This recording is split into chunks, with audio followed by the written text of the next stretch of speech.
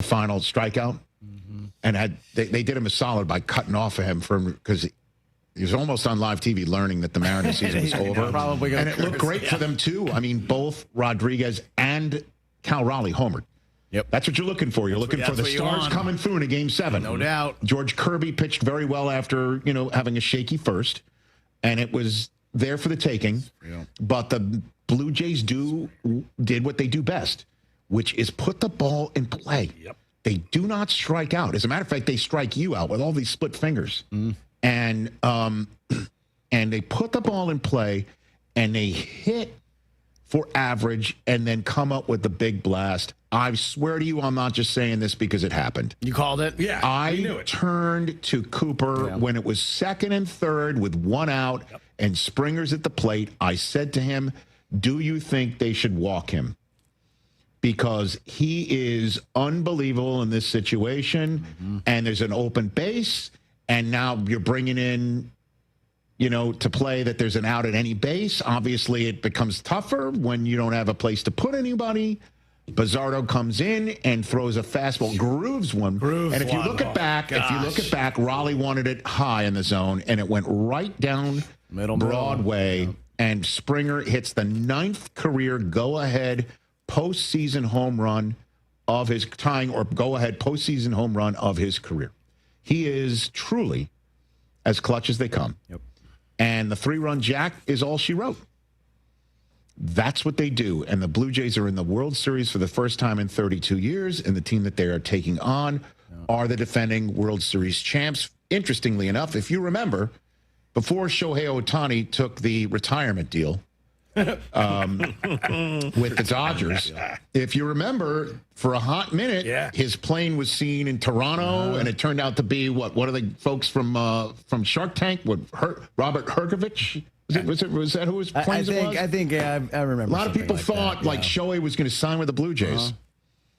I prayed he signed with the Mets, but I hear they were in on it. Prayed, but obviously he goes to the Dodgers, and now here come the Dodgers to Rogers Center to start it all off on Friday night. And it's going to be a team with tons of stars against a team with a handful of stars, but some players who just do not strike out. They put the ball in play, and they field it, and Bo Bichette's coming back. They just did this without Bo Bichette. And Vladdy's on a heater. He is on a heater. Yeah. So, yeah. He is on a heater, and you could feel it. Like, in that building, he's plugged into them. They're plugged into him. Yep. Like back in the day, Marshawn Lynch in Seattle and J.J. Watt in Houston. Sure. He gets a hit, the whole place just starts getting revved up. It's going to be a terrific World Series. Are we rooting for the Blue Jays? I think most of America is outside of Los Angeles. Okay. I'm not. You're not? You rooting for the Dodgers? Yeah. Oh, my team. Okay. I want another Told you that was my grandpa's team, man. So maybe it's just all about money, like Soto for you. There you go. God. They say a full marathon is the ultimate test. For me, it's more than a race. It's a milestone I once thought impossible. Michelle Smallman here, and I'm running my very first marathon in New York City with the support of Gainbridge and Gainbridge Assists powered by Parity. Together, we're empowering girls and women through sports and education with grants to 32 organizations in 21 states. Every step I take is for the finish line and for the next generation chasing their dreams. Here's to 26.2 miles and a future with no limits. Hey, it's Kirk Herbstreit. On game day, great prep makes all the difference. Same goes for your pizza. That's why I go with Frigidaire Stone-Baked Pizza Oven. Fresh pizzas go from dough to done in just 2 minutes. Whether you're throwing a party or squeezing in dinner between plays, this oven delivers hot, crispy, restaurant-quality pizza right from your kitchen. Only from Frigidaire. Game-ready pizza. Get it today at the Home Depot. How doers get more done. Get your game faces on, Pirates. It's Lindsey Gray with Carolina Caliber. It's time to blast the cannons in the stands and the fields, if you know what I mean. We're flying into Duff season with shotguns galore and shells for days. Don't miss out on Beretta's rebates on 17 different models of long guns and handguns. Get up to $350 back. Get ready for hunting season with the best deals around and the largest selection of firearms and accessories in Eastern NC. Shop online or stop by Carolina Caliber on Fire Tower Road in Winterville. It's a time time-honored tradition. Michaels and Gateway Cosmetic and Family Dentistry has been Greenville's premier dental practice for over 40 years. I am Dr. Chris Gateway, and our mission at Michaels and Gateway is to provide exceptional dental care with compassion, integrity, and innovation, ensuring every patient leaves with a healthy, confident smile. Doctors Michaels and Gateway are committed to providing an outstanding patient experience with every visit. Not only do we offer all your dental needs under one roof, in most cases, we can take care of those needs on the same day. Bring your smile to us at Michaels and Gateway Cosmetic and Family Dentistry. Play it again, sport. Buy, sell, trade. Great deals never felt so good. So good, so good, so good.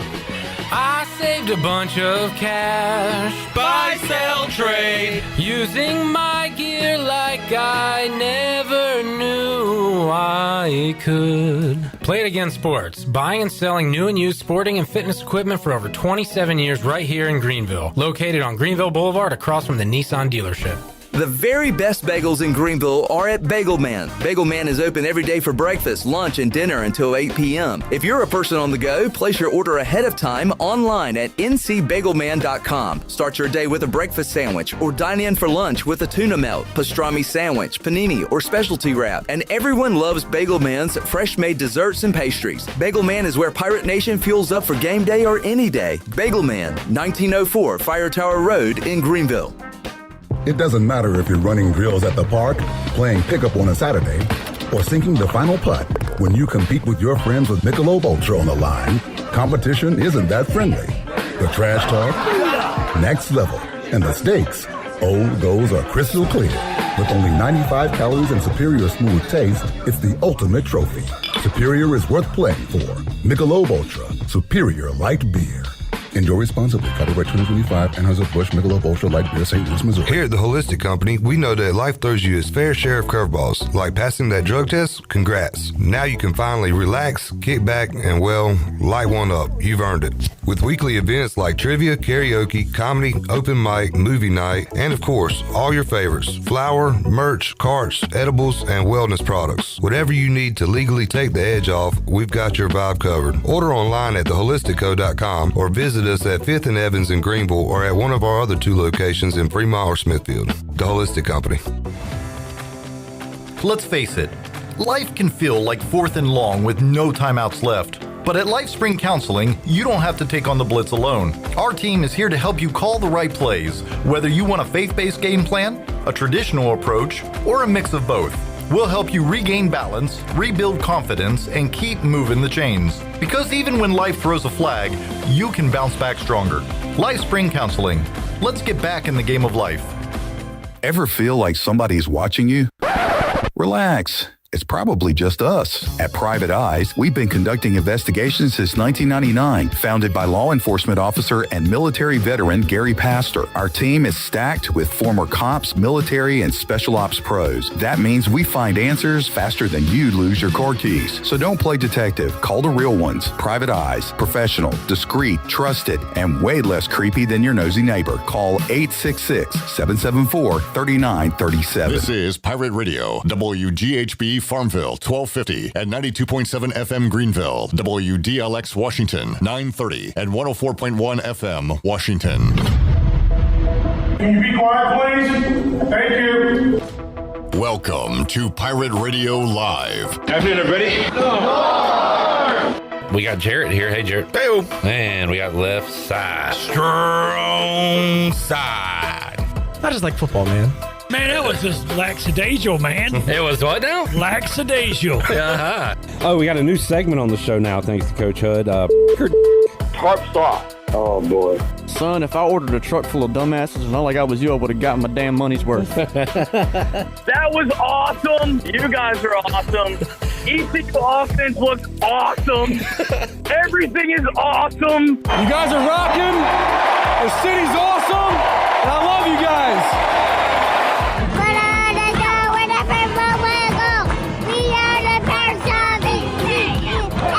Now live from the Pirate Radio studios in the heart of the Pirate Nation, here is your host, Clip Brock. Welcome in to a Tuesday edition of Pirate Radio Live. Clip Brock is out, a little under the weather, so I am filling in. Jarrett Watkins here. with the crew, hosting another great edition of Pirate Radio Live. You can watch us on Pirate Radio TV on YouTube. You can catch us on the Pirate Radio app, powered by Flatlands Jessup and Carolina Caliber. Also 92.7 FM in Greenville, 104.1 in Washington, 930, 1250 AM, and also live on PR927FM.com. Got a jam-packed loaded show for you today. A lot of great guests. Our Tuesday regulars, Jennings Hall, Bryce Williams, Brian Bailey, and we got DB and Mully here as well. Got a lot of stuff to talk about with the Blue Jays heading to the World Series last night. Jeff Hoffman gets the save, 3 Ks in the 9th. And also this morning, myself and Jenny Shelton, we're out at ECU Basketball Media Day. So we'll have some cuts from head coach Mike Schwartz and a few of the players as well. We'll talk to Gio Emajuru and Jay Shane Woodard. Great conversations with them. We'll get to those later on, but let's go ahead and introduce the panel. We got Shirley Rhodes. We got Nick, the artist, the fish, Flynn, whatever the hell you want to call him. And we got DB. How's it going? What's going on? Dude, that was a pretty good intro. Yeah, I'm a little juiced up. Had a Celsius and a Mountain Dew. There you go. And very caffeinated. Also got the Mully man. How's it going, Mully? Hey, buddy. How are you? Doing good. Doing good. It's always good to be in the captain's chair. Hate that Clip is under the weather, but it's a good opportunity for me. He'll be all right. Yeah, I think it has to do with eating 15 different chilies on Sunday. Yeah. I would just 15 packs of cigarettes. listen. I ate with him on Saturday. I think just his gastro palate, is kind of questionable at best, and it involves a lot of fried stuff and some spicy stuff, and so maybe the chili is a good scapegoat, but Or as once Brian Bailey heard that Clip was out, he just said 44-22. He's got the Cowboys flu. He didn't want to deal with Bailey. I am so sick of hearing Cowboys fans gloat over beating the Commanders, who were down their 3 best offensive players, and they act like they went to the local gas station and picked up some guys to go out and catch passes. It's crazy. I mean, it is ridiculous the amount of they've been like it's way over the top. Yeah, like it's too much. I mean, that's Cowboys fans for you. Yeah, I mean, putting up 44 points is impressive no matter who you're playing. But yeah, it's an okay win. But we'll go ahead and get into what happened last night. Blue Jays advanced to the World Series, beating the Mariners. Obviously want the Blue Jays to win. Want Trey and Hoffman to keep going so we can keep covering and talk about it. But the Mariners, man, right on the cusp of it. They're the only team that's never been to the World Series. Is that right? Well, that's right. Well, look, there's local ties there too. We've talked about it some on the show in the past with Cal Riley, and his dad Todd ties back to the program a number of years back on a really good roster with dudes that had a lot of success. And but I mean, Cal ran around these fields as a young guy. I mean, a little bit later, but I mean, Todd left here and made a stop in the interim, but then went to Tennessee and came back. I remember working camp with him, and Cal was running around just a little far, But they so there's ties on both sides, but obviously, man, the tie with the Pirates and what they've done with the Blue Jays, man, it's pretty cool to watch. It quite frankly, it's a great story if you don't know Trey Savage. Like if you just pick up the fact this dude's a young guy, and he literally this season will have played at every level of baseball at the professional ranks that is possible. I mean, it's it's crazy. So he again, it's a cool story, and it obviously brings it home when you have him and Hoffman both. Just really cool to see a bookend game and 2 Pirates that we're also familiar with going out there and getting it done. And you guys are bigger baseball guys than me, obviously. But what happened for the Blue Jays for them to win these last 2 games? What got them over that hump? I mean, it was a lot. I think the fact that you look at all the stats of when you go up 2-0, especially losing 2 at home, and then a lot of it was, you go back to Seattle, tie it up, and then you lose game 5, and it's like, all right, well, we got to win 2 at home. But the fact of the matter is the offense just showed up when it mattered. I mean, you think about the momentum swing, obviously, last night with Springer and that home run, but Vladdy showing up the entire series. I think he had like a 1,200 OPS or something crazy like that. The pitching in the starting role, and especially with, you talk about Scherzer, Bieber, who was literally, this is his 7th start off TJ, Trey, who's like 12 years old, like all the stuff that went their way had to go their way, and they did, especially especially on the offensive and starting pitching side. I'm going to tell you this, too. I don't think the Mariners ever thought they could win this series. I swear I don't. There's teams that enter into series and they're like, hey, we're up 2 games, but, man, I'm still scared to death. It's, hey, you're up 2, you're spotted 2. That's when you kind of sink into this thing and go, okay, let's keep rolling. But it seemed to me they became a little bit tentative. And I'm going to tell you, the turning point in the series for me is the back-to-back-to-back ground ball double plays that gets Trays out of big innings. No doubt. That when you catch lightning in a bottle like that, it is very, very. And we're talking about a dude that hadn't thrown a double play all season. Yeah. So when you catch lightning in a bottle like that, the opposing team goes, man, this is going to be uphill sledding at best. And again, I think the Mariners were a little. I think they thought as players they could win it, but organizationally, it's one of those. That's a huge hump to get over to be one of the teams that have never. And look, we see it locally with East Carolina with the trip to Omaha, like so close so many times, and you go, okay, we just have to know that, hey, that next step can be taken, but that next step is a massive, massive step. Not in talent and ability, but in confidence and knowing that, hey, look, we belong here. It's the old imposter syndrome. And I felt like just watching Seattle, they were almost surprised that they were up 2-0. I don't think they ever thought they would be in that position. I agree. I think they had a fire lit under their butt the first 2 games when they pretty much dominated the Blue Jays in every facet. And then you come out at home, and I think they were just kind of like happy to be there. Oh, we dominated them at home or at their place. There's no way we lose at home, kind of thing. Well, you almost don't want to look in a mirror. You don't want to change anything. You don't want to. You all of a sudden, the Mariners were better for those 2 games than the Mariners are. Yeah. Like, you know what I mean? They overachieved and look, took advantage of it. But then it kind of became they came back to earth, and that fall is again.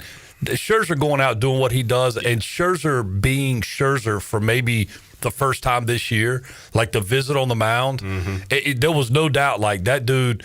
I think he would have taken the ball last night and done the exact same thing. He just has found that extra gear that only the great ones have. So, I look, for the sake of the game of baseball, we have the World Series as contrasting styles as much as it could ever possibly be, with the payroll of the Dodgers and all the bop that they have and the all the kind of pomp that surrounds that team. And then you have the Blue Jays.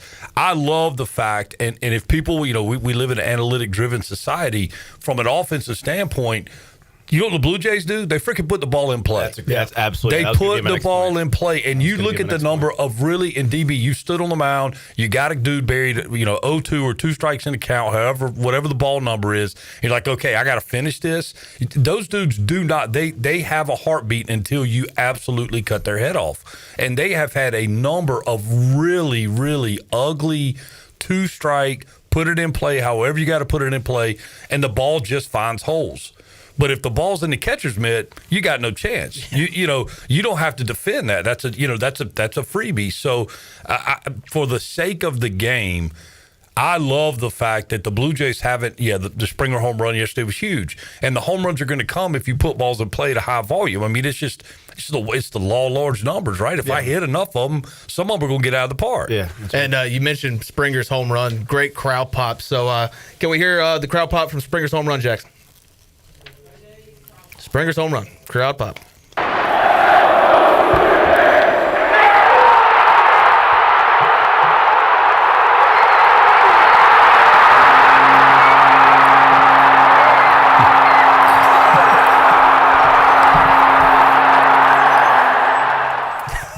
Very loud. I think the other part of that too was like I saw a stat earlier. They had like a 550 on base percentage with 2 strikes. Yeah, it's crazy. It's one of those. It's if you can do that in any nonetheless baseball, but in a playoff series when you're down, I mean, you're going to be hard to beat. I'm sorry, Jay. The other thing that has come to light that I was totally unaware of, but just being completely honest, because it's not like I've tracked the Blue Jays all year, right? I mean, their fans are unbelievable, and that is demonstrated right there.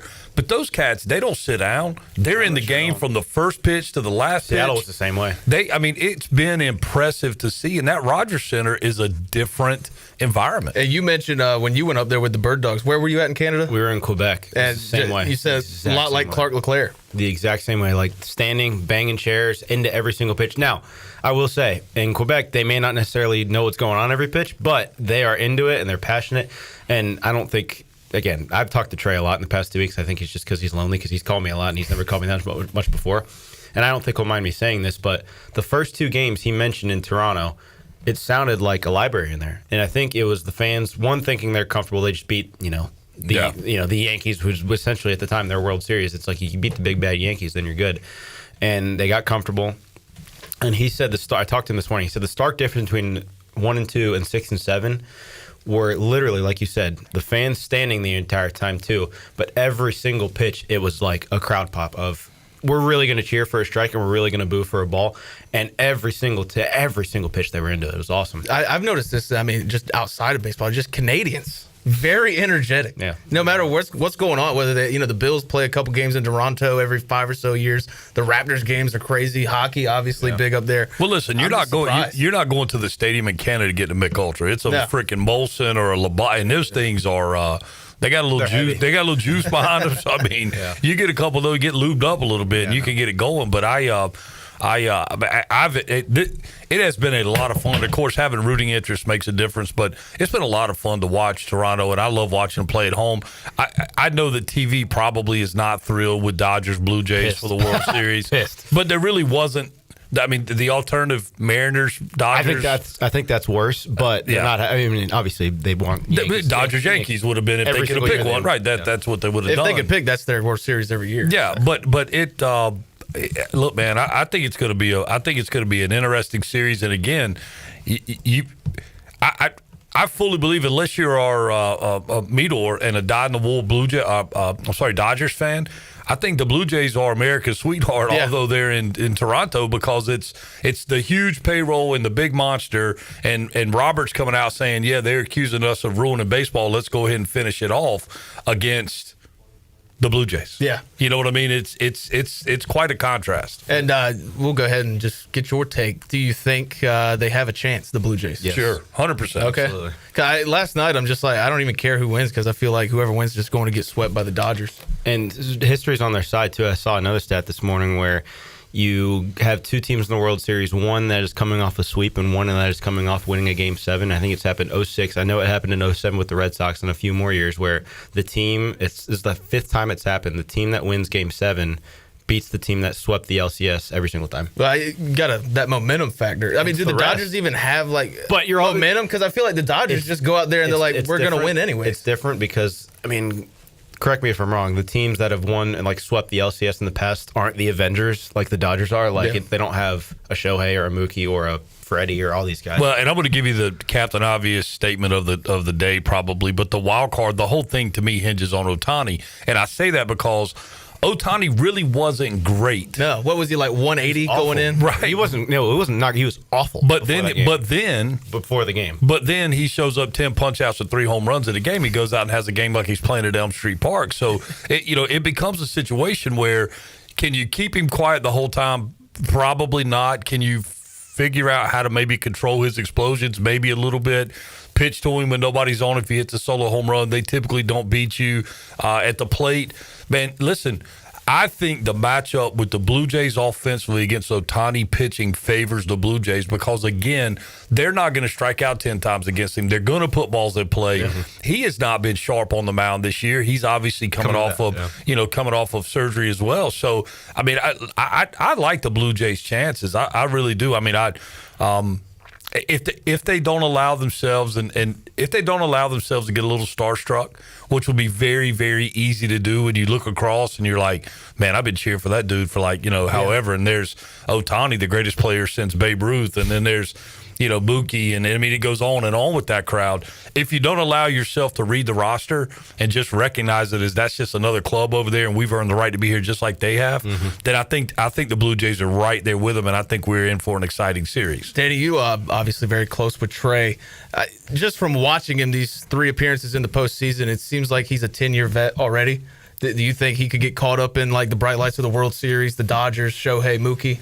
No, he doesn't really care. It's like, I joke with him this morning. I'm like, it's what a world that we live in that guy is going to face Shohei Ohtani on Friday or Saturday. But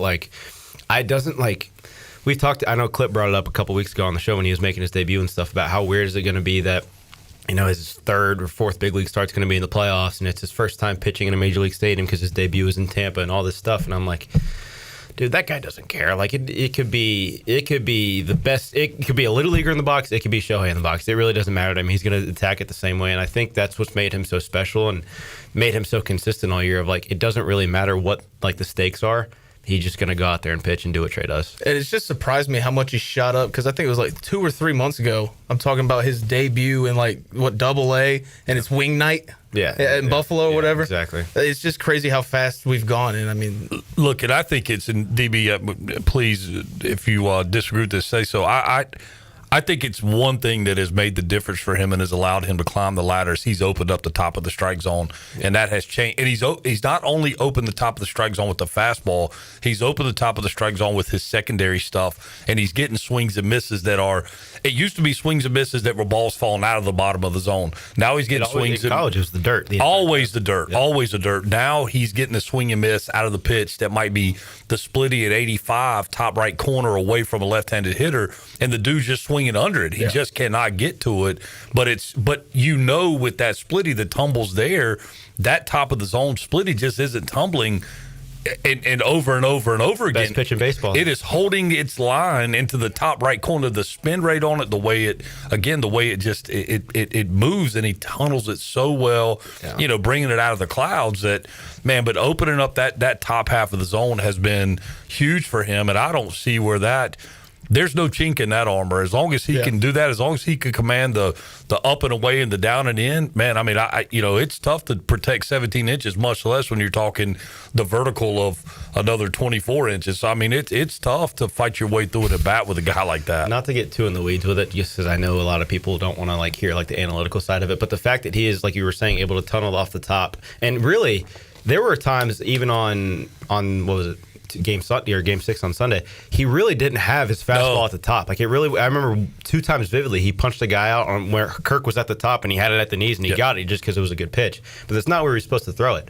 And obviously, everybody's talking about the splitter. A-Rod's making it seem like it's the best pitch of all time. But I do think it's effective because when he can start his heater, belly button up, and it has that ride action, and then you have the splitter off of it, and you can have, because the way his slider works, and again, not to get too in the weeds with it, sometimes it actually does break the way it's supposed to, but sometimes it's a reverse slider where it's like a left-handed slider where it goes the other way on accident, which is why, and that's another thing too, his arm, the whole thing is just off, which is why he's so effective, because sometimes he doesn't even know what the pitch is going to do, unless the hitter.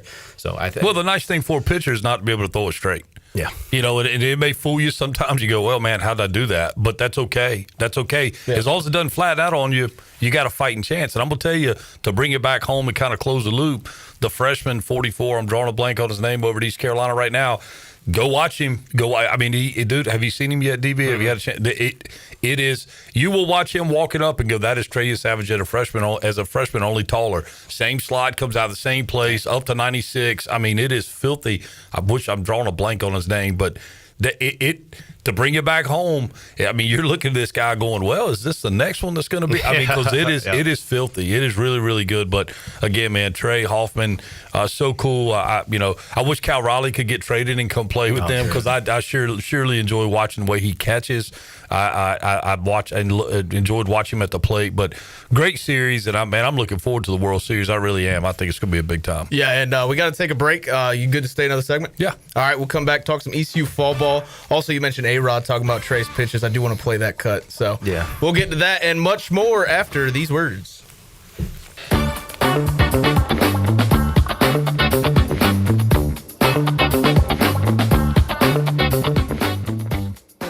Hi, this is Will Bell, and I'm running for Greenville City Council at large. Let me be clear. My opponent voted for a tax rate that caused the highest tax bills in Greenville's history, hurting families and small businesses.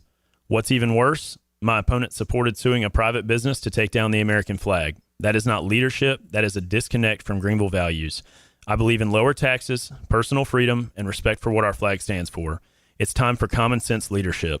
I'm Will Bell, and I would be honored to earn your vote. paid for by the committee to elect Will Bell. Hey, Pirate Nation. Are you in the market for a member-focused local credit union or making a switch from your existing one? Then explore First Flight Credit Union with branches across eastern North Carolina where all residents are membership eligible. First Flight members experience in-person service, competitive savings, and loan rates. Everything from automobile, boat, and home loans, First Flight has you covered. First Flight is more than just a branch. They're on a mission to take better care of our community. Stop by one of their local branches today or visit efirstflight.com. First Flight is insured by the NCUA and an equal housing lender. Make things happen this year with a new John Deere. In just one visit to Quality Equipment, you'll find the right lawnmower, compact tractor, or Gator UTV that will save you time and money on your next project. Keep things running all season long with the help of our experienced parts and service team. Your new Deere isn't far away. Find current offers and budget-friendly packages at your local Quality Equipment with 36 locations across North Carolina, South Carolina, and Virginia. Visit QualityEquip.com to get started. That's QualityEquip.com. Washington's favorite place to eat and where all the locals go is Down on Main Street. Down on Main Street is now open 7 days a week.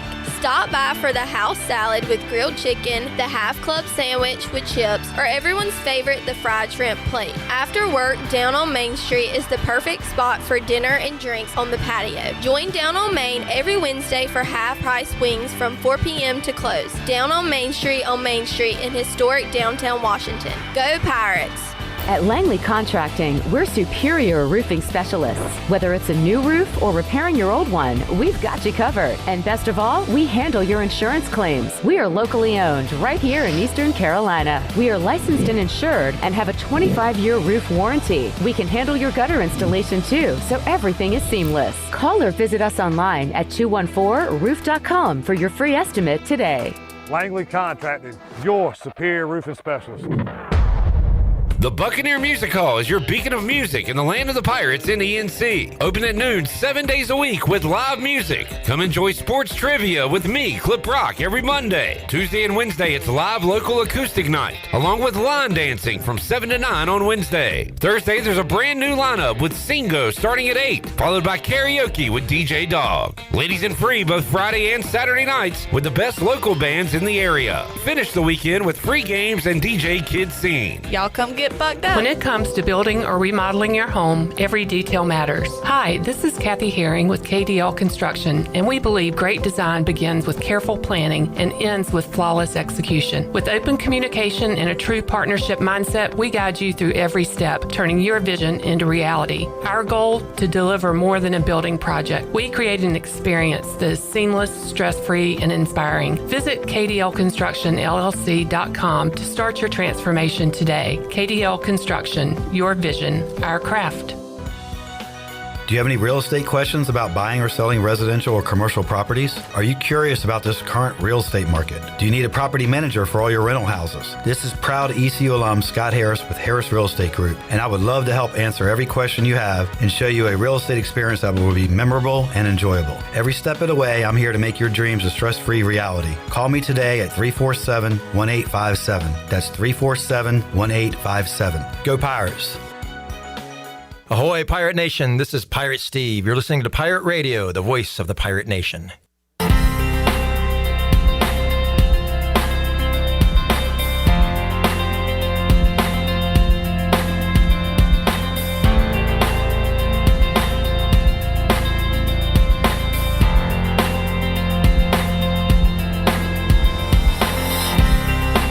You're listening to Hour 1 of Pirate Radio Live. The Pirate Radio app is available now. Powered by Flatlands Jessup and Carolina Caliber. Download the app today and have Pirate Radio at your fingertips. Now, back to the show. And welcome back in. If you're cruising around town or headed out for a weekend adventure, make sure you're riding in something you can count on from Capital Subaru of Greenville. These folks aren't just selling cars, they're supporting our community every mile of the way. From brand new Subarus with legendary all-wheel drive to quality pre-owned vehicles, Capital Subaru has your back.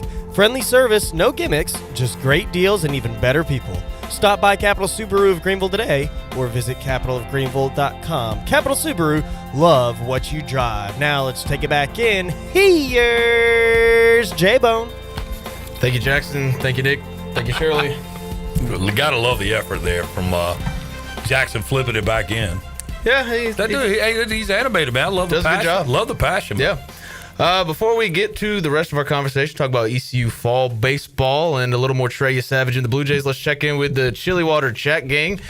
Chili Water, pure ice-cold refreshment from the Black Creek Aquifer, canned to protect the water we all love. Chili Water, the good water in your hand. Order 12 packs now at chiliwater.com or find it at a store near you. Jamie says, hey now. Hey now. Jerry says, hello. Hello. Help the bell.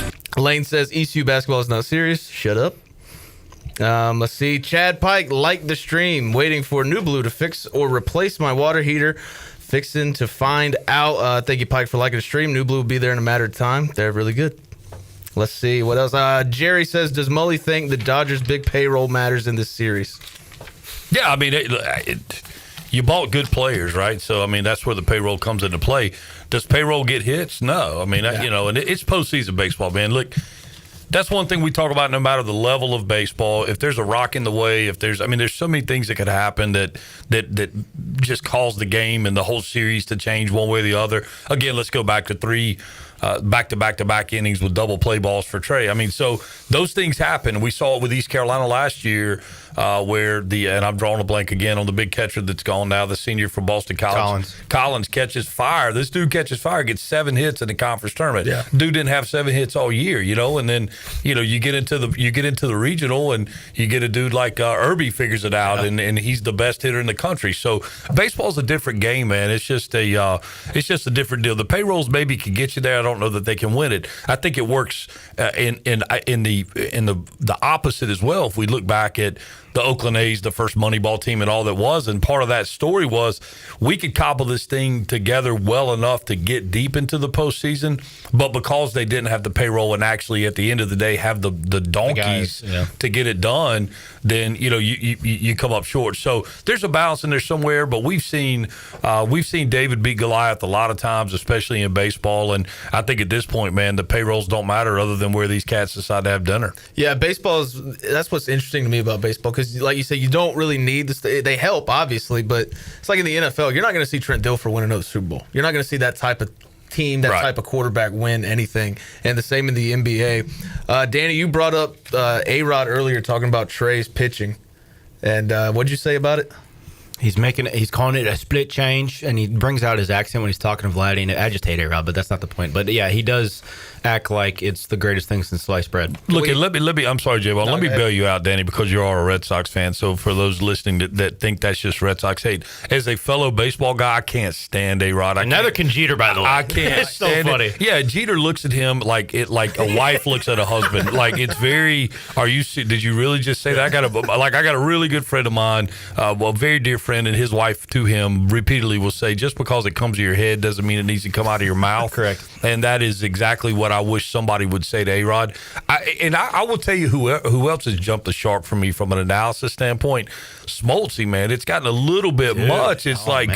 I mean, come on. And I love John Smoltz, right? He normally does a great job. Specifically Game 6 and Game 7, I was like, seriously, dude? You've kind of lost your heater. I mean, yeah, and listen, I'll be the first to tell you the season could get long, and I get all that, but it's like, Smoltzy, dude, be you, man. We don't, we're not looking for an over analysis of this thing. Like, hey, let's just talk about the cool part of it. But anyway, man, the A-Rod thing is just too much. I think they've really taken a reach at trying to make this thing like the NBA pregame show with Barkley and Shaq and whatever. And they when the Big Poppy pouring tequila post game for all the guys going to Cancun. It's like, and Poppy would be the Charles Barkley of this environment. And so anyway, I appreciate the effort, but maybe we can get some other folks up there. Well, now I really want to hear the cut to see how annoying he is. So can you hit A-Rod on facing Trey from a hitter's POV? Well, the key is, Matty, is he had 7 Ks, 5 in the splits.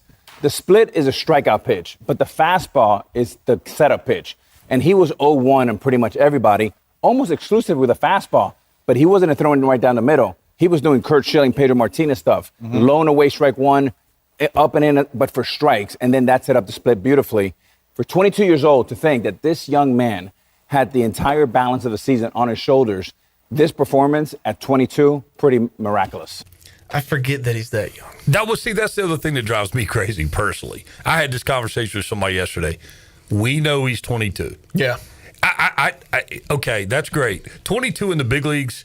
If he was 16, we could be talking about this, right? I mean, but 22 in the big leagues is not. It's not. It's more impressive that he started low. Bingo. That is like. Yeah, okay. If you want to talk about the fact that he climbed the ladder as fast as anybody could ever possibly climb it, that's the story. Yeah. The fact that he's 22 years old, like the rings on the trunk don't make the difference. It's how fast he got to the top of the mountain. That I am literally.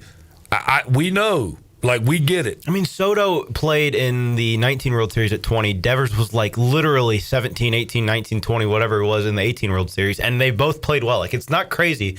David Price did it way back when. Like, it's not crazy to see these young guys come up in the postseason and play well. It's, like you said, the fact that he literally was at the bottom of the barrel in freaking Dunedin, Florida, and now he's... Well, look, go back and look at, like, the Braves. I'm drawing a blank. The center field, that's the third time I've drawn a blank on a name today. Michael Harris? Back in the day.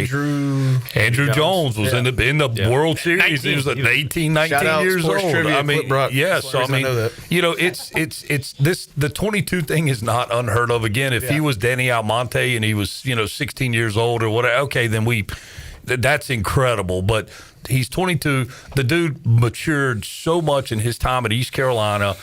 He grew here. I mean, he sat with us his freshman year at the banquet. The kickoff banquet, he sat there. He did not say a word the whole time. Just kind of, he grew into this, right? And like DB said earlier, he came to East Carolina with a lot of that mentality of like this. It really don't matter. Give me the ball, go out there and do my thing.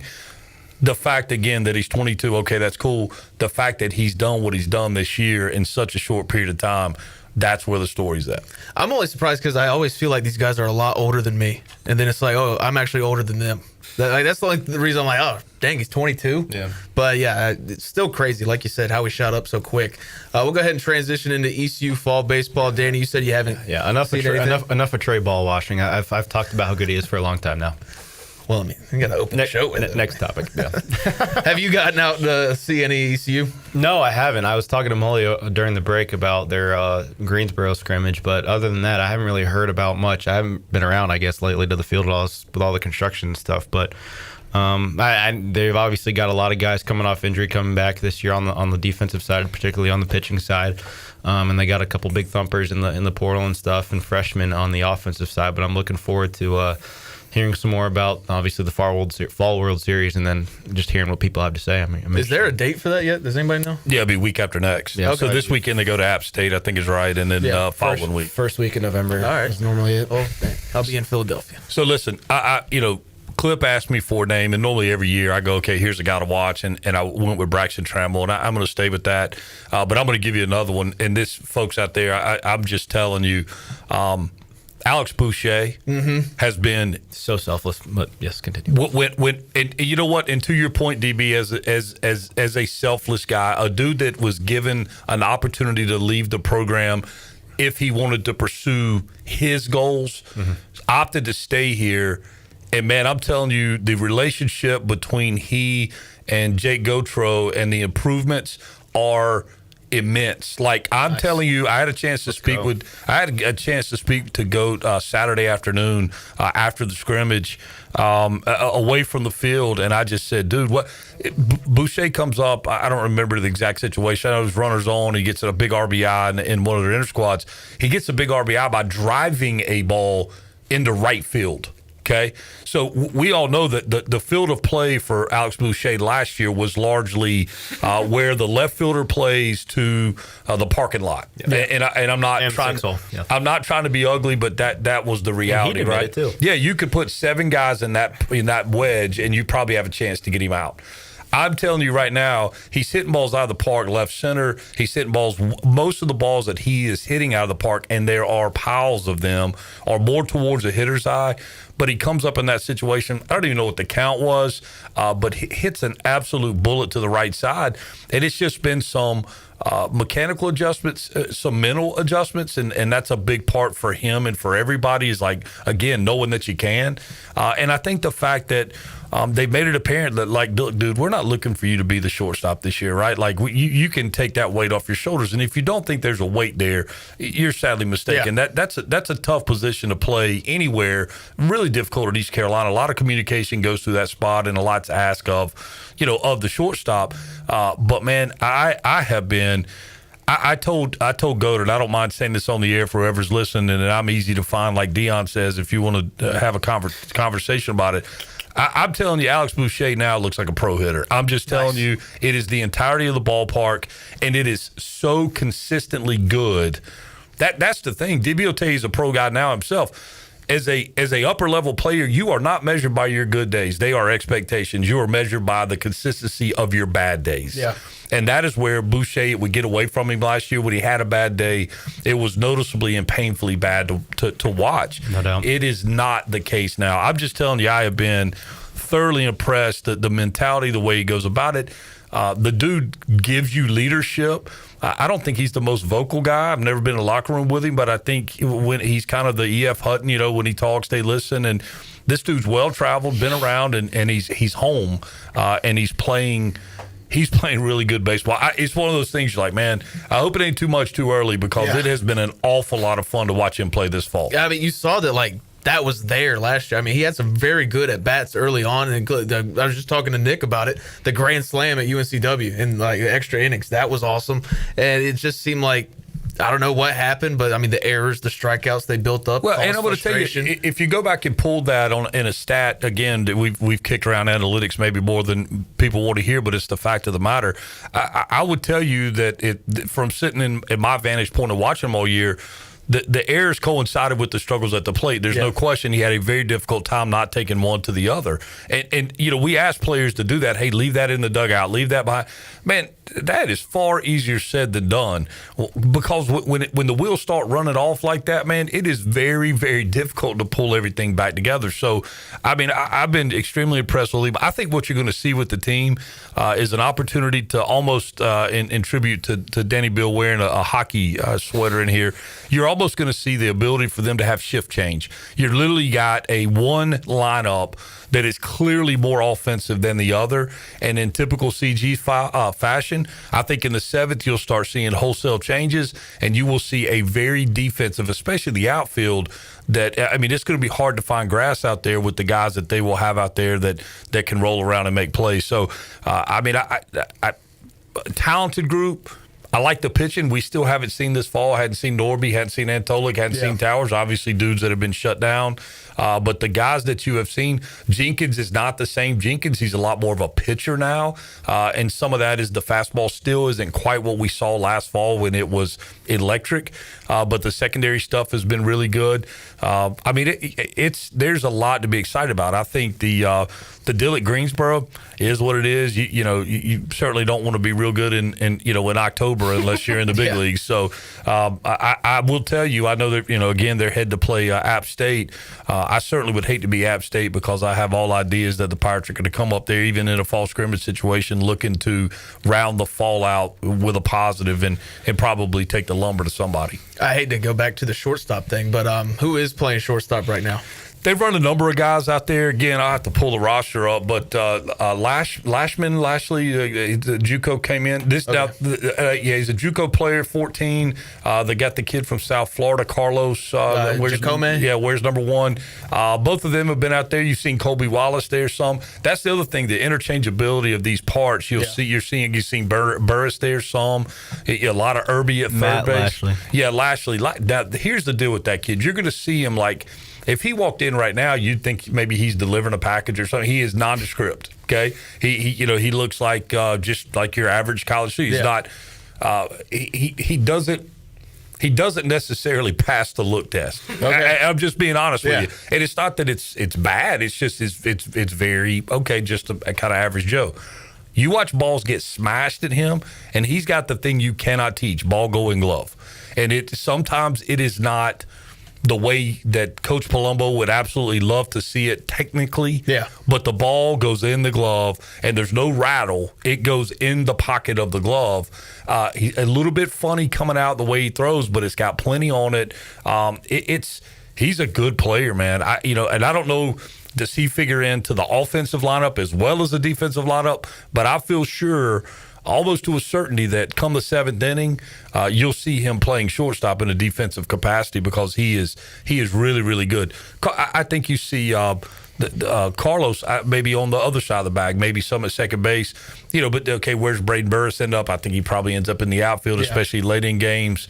Irby again, Braxton Trammell's been working all over the infield. It's just it's a versatile group, which absolutely suits Cliff Godwin. I just love the diversity. It is. I'm just telling you, there are guys you go, I can see him doing this. And they have, here's another thing that East Carolina's not had in a long time, options behind the plate.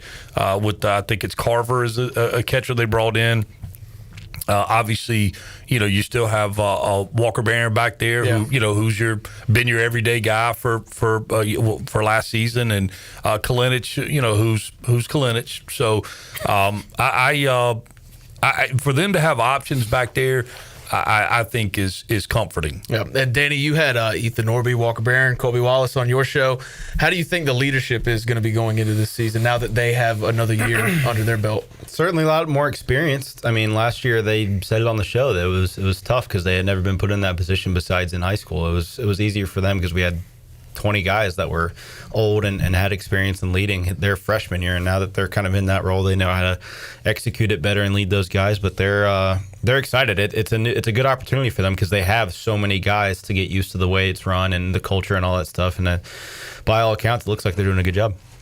Very nice. All right, got to get a break. Mully, thanks for joining us. Yeah, man. It's been a great 40 minutes. Feel like it's gone by so quick. So appreciate you. We got a lot more coming up. We got Brian Bailey, Jennings Hall in hour number 2, Bryce Williams coming up in hour number 3, and we'll be talking a lot of ECU basketball media day. I was out there this morning, had a lot of great conversations. We'll hear that and much more on the other side of this break.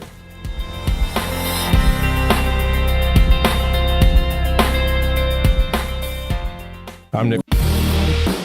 Your future is full of possibilities, and Pitt Community College can help you explore every option. You can earn a degree, learn a trade, transfer to a university, or launch a new career. We offer the support you need to succeed with flexible schedules, affordable tuition, and programs designed for the real world. Your path, your future, your college. Pitt Community College.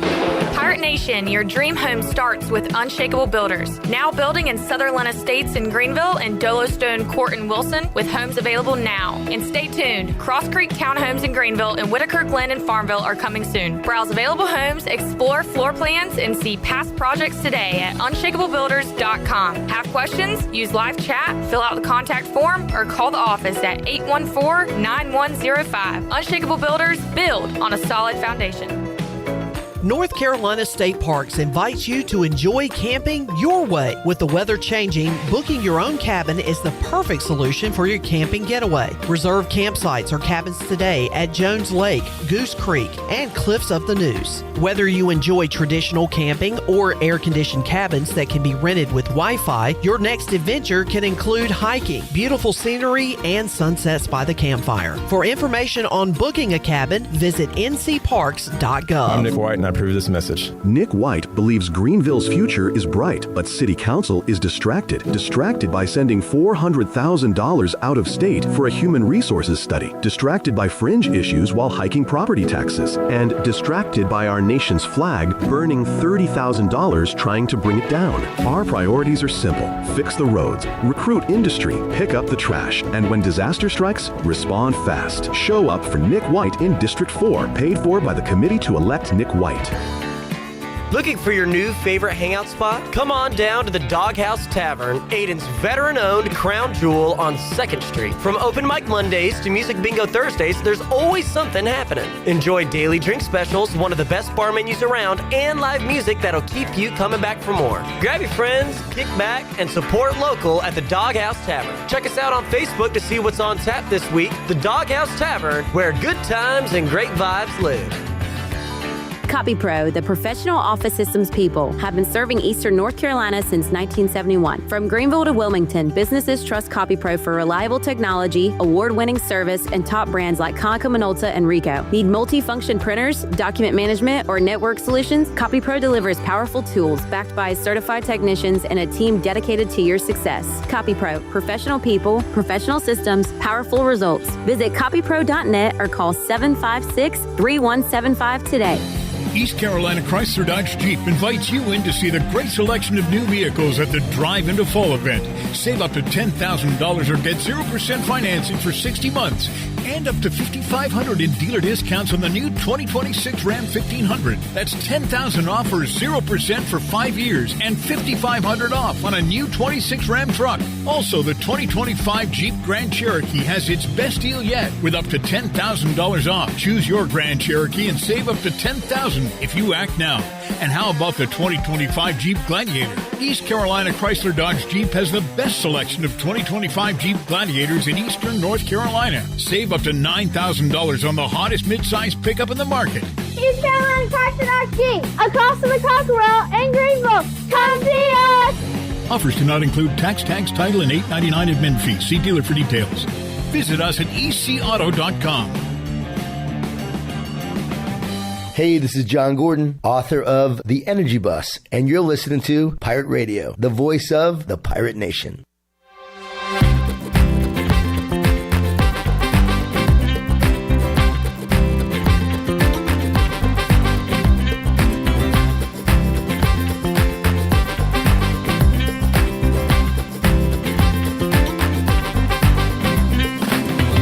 You're listening to Hour 1 of Pirate Radio Live. The Pirate Radio app is available now. Powered by Flatlands Jessup and Carolina Caliber. Download the app today and have Pirate Radio at your fingertips. Now, back to the show. And welcome back in. Mark your calendar for Haunted Halloween at Hardware on Friday, October 31st from 4 to 7 p.m. for trick-or-treat on the patio at 5th Street Hardware. Some lucky ghouls will get booed with Halloween discount cards. From 7 to 11 p.m., they'll have live music with Tristan Kite and a $100 cash prize costume contest. 5th Street Hardware will be serving up Halloween cocktails all night, a night of frights and fun awaits. Check out 5th Street Hardware on Facebook for more details if you dare. Kick off your holiday shopping at the Down East Holiday Show. Shop over 180 small businesses for unique gifts, decorations, and delicious foods, all at the Greenville Convention Center. And the best part, you'll be supporting Pitt Community College scholarships. The show runs November 6th through the 9th. Tickets are on sale now. Just open your browser and search Down East Holiday Show today. Now let's take it back in for the wrap-up of Hour 1. Here's J-Bone. Thank you. Oh my gosh, dude. Oh, man. Back with you. Hour number 1, wrapping it up right here. Thanks to the Mully Man. Great conversation on Trey Savage, ECU fall baseball. A lot of great stuff. Thank you, Danny, for filling in. Yeah, I'm here all through. I'm here. I got your back. Yeah, man. I don't know. I like sitting right here. This is nice. Captain's chair, brother. Yeah. Let's see. Jamie in the Chili Water chat gang says, unless Jarrett's running the show on his phone, there's no computer to read comments. I got my phone. Don't worry about it. We'll read your comments. I got to participate with the Chili Water chat gang. Joel says somebody get that man a computer. I don't need that. I don't need that Chinese spyware.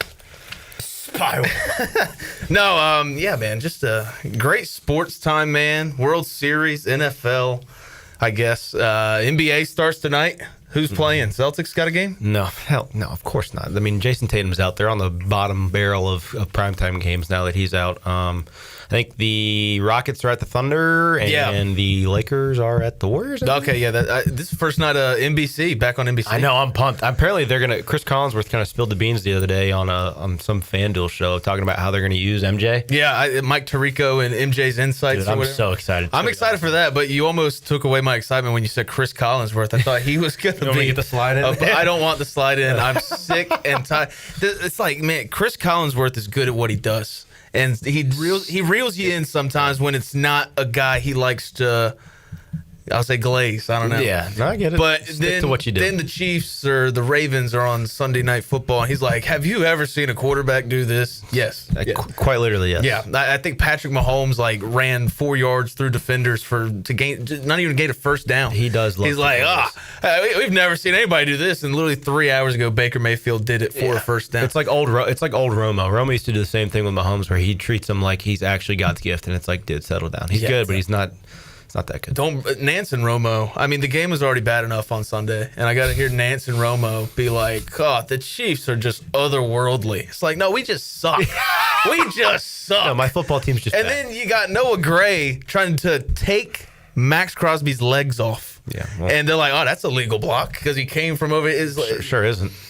And then Jawan Taylor jumps false start every single time, and they don't call it. But either way.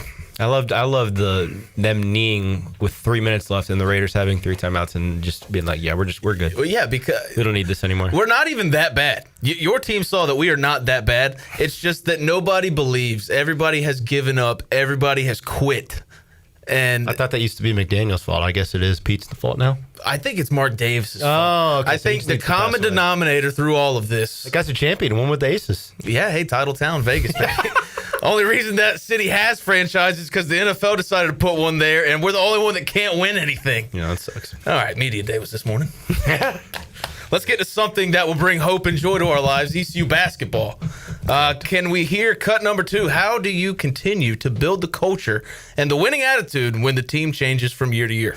It's definitely what you try and do, and it's definitely the goal. There's no doubt about that is what we are aspiring to do, and it comes from within. It truly comes from within the locker room, the players. We do have a good group, and I know we'll talk about them, a good group of returning guys. But anytime you can hopefully build and continue to kind of increase the momentum and hopefully be better and better each season as we've done in conference and with wins, as you said. But the biggest thing is also we've had staff continuity, Stephen, and that's a big deal. I think when you can keep staff continuity, I think that the coaching staff truly understands what we're trying to do. We've had players that have been here for multiple years. This year it's 5-6 guys that we're a part of. Let's just call it a successful season in conference play last year. That starts to build and that momentum carries. But you hit it on the head, and you hope that we've established a culture and identity for ECU basketball that we want to not only remain the same but be better going into this season.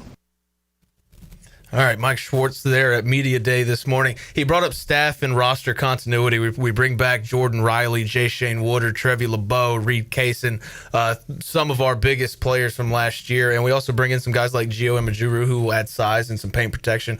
But the staff continuity is really what I want to hit on, because you see it in football. Although we changed head coaches, that continuity crosses over, and it just, I don't know, it makes a better version of these guys. You're not going to see them go somewhere else like Chase Sewell and not play so great. You see Anthony Smith and Caton Hauser stay here with these coaches, and it just seems like they're a better version of themselves than they were last year. Yeah, I mean, you got, obviously, Schwartz has been here for a few years, but you look at Riley Davis, 4th year, Giordana 4th year, Poole 2nd year, Perry 2nd year, and then we have Jalen Bond coming in for his 1st year. But in a world of where it's NIL ball, essentially, and you guys can kind of leave, especially on the coaching side as well, obviously the player side, but the coaching side as well, where it's kind of, what's the next best thing? And as a coach, that's kind of the most important thing, is where you're at is not the end-all, be-all. It's not the end goal. Obviously, you want higher aspirations, as I'm sure Schwartz does. Not to say that we're a leap school, but anything like that. But I think having the same continuity where it's easier to recruit because you know who's going to be there, and having the same kind of sets to run, the same philosophies is important, and in a conference where it's not out of the question that they could compete for the title this year. Yeah, and Clip Talk, you said you don't want to call this a leap school for Mike Schwartz, but Clip talks about it all the time with football transfers. It's like,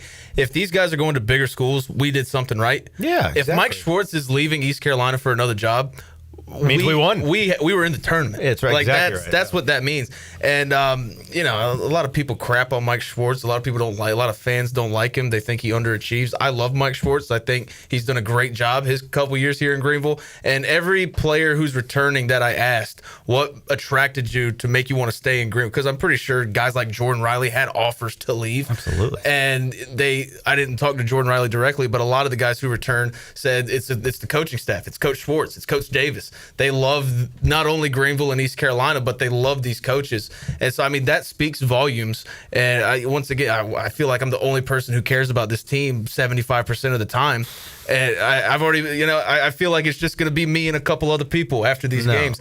But I don't know. I think that this team can go far. You look at it and it's like, all right, probably another ECU basketball year. The non-con's a lot tougher, but that's good. That's good that we are on a national stage. Absolutely. I mean, by God, if we're going to lose non-con games, who do you want to lose to? Carolina, Michigan State, or do you want to lose to North Alabama and Gardner-Webb? At home, yeah. Like it's cool to see because I love Coach Schwartz. I've never had anything bad to say about him. Every single time that I've interacted with him and talked to him, he's been great to me and obviously great to the baseball program as well. But like you said, being a measuring stick against these big teams where it's like, all right, we're not just going to play, and not to say that we have in the past, but we're not just going to play these cupcakes at home and sometimes we'll win, sometimes we'll lose. We're going to play teams that are good and have high expectations for themselves so we can give them a run for their money. And again, it shows us that we are able to compete at a high level and it'll be, again, on the national stage, which is clearly what people want to see. Yeah, and I think it makes us better. It'll have us more competitive going into conference play. We had our best conference record in the American last year. And once again, I don't really think we were challenged as much as Coach Schwartz would like us to in the non-con. This year, you're going to see it. And iron sharpens iron, and I think that we'll be ready to go come December 31st for Tulane. You brought up how you love Coach Schwartz. Coach Schwartz. He's my favorite coach to cover just because he'll give you a long answer, even if it's a bad question. And I think sometimes I ask good questions, but he kind of embarrassed me this morning. Cut 9, I asked... I've noticed just in the one practice I've been to, we are bigger than we were last year. Like more physical? Nice. Just bigger. I haven't really seen us play that. I've seen him run drills, but we're just bigger. And I mean, our biggest guy in the rotation last year was CJ Walker at 6'9". Now we got like 4 or 5 guys, 6'10" or plus. And so I asked, was adding those bigger players a point of emphasis this offseason? Cut 9, Jackson. Yes, it was. That was something we absolutely wanted to do. Now, how it plays out and how that goes in terms of what the rotation looks like that's still happening in here every day. And you know what? Yeah, we have a little bit less than right about, I believe it's 2 weeks till our first game, or right at that. This team will still progress and change and continue to improve as we get into November, December, January. And hopefully, one thing I feel like this program has done is we've always been playing our best basketball in conference play. We want more. We want to compete for a conference championship. That is the goal, and there is a high drive and ambition to do that. But what I do know is in the 3 years we've been here, we've always played our best basketball as we've got into February and March and into the conference tournament. Doesn't mean we've accomplished what we want, but I think that's why this team won 10 games last year. And I think that's why this team at one point, it was either 8 of 10 or 9 of 11 games we won in conference play or late in the season. So with that being said, this team will continue to improve, but size was a real factor, and we hope that's a big reason why we're successful. Kind of cut out the start of that answer there, but he just looked at me and said yes. And he went back. And that's why I love Coach Schwartz, because even if it's not the best question, even if there's an obvious answer, he will still give you a long, thoughtful question. Let's see. Joel in the chat gang says, do we finish above 500? Can we get to 20 wins? We'll find that out in hour 2 on the other side of this break. We got Brian Bailey. We got Jennings Hall. We're going to go over the schedule and tell you how we get the 20 wins. So we'll have that and a lot more on the other side of this break.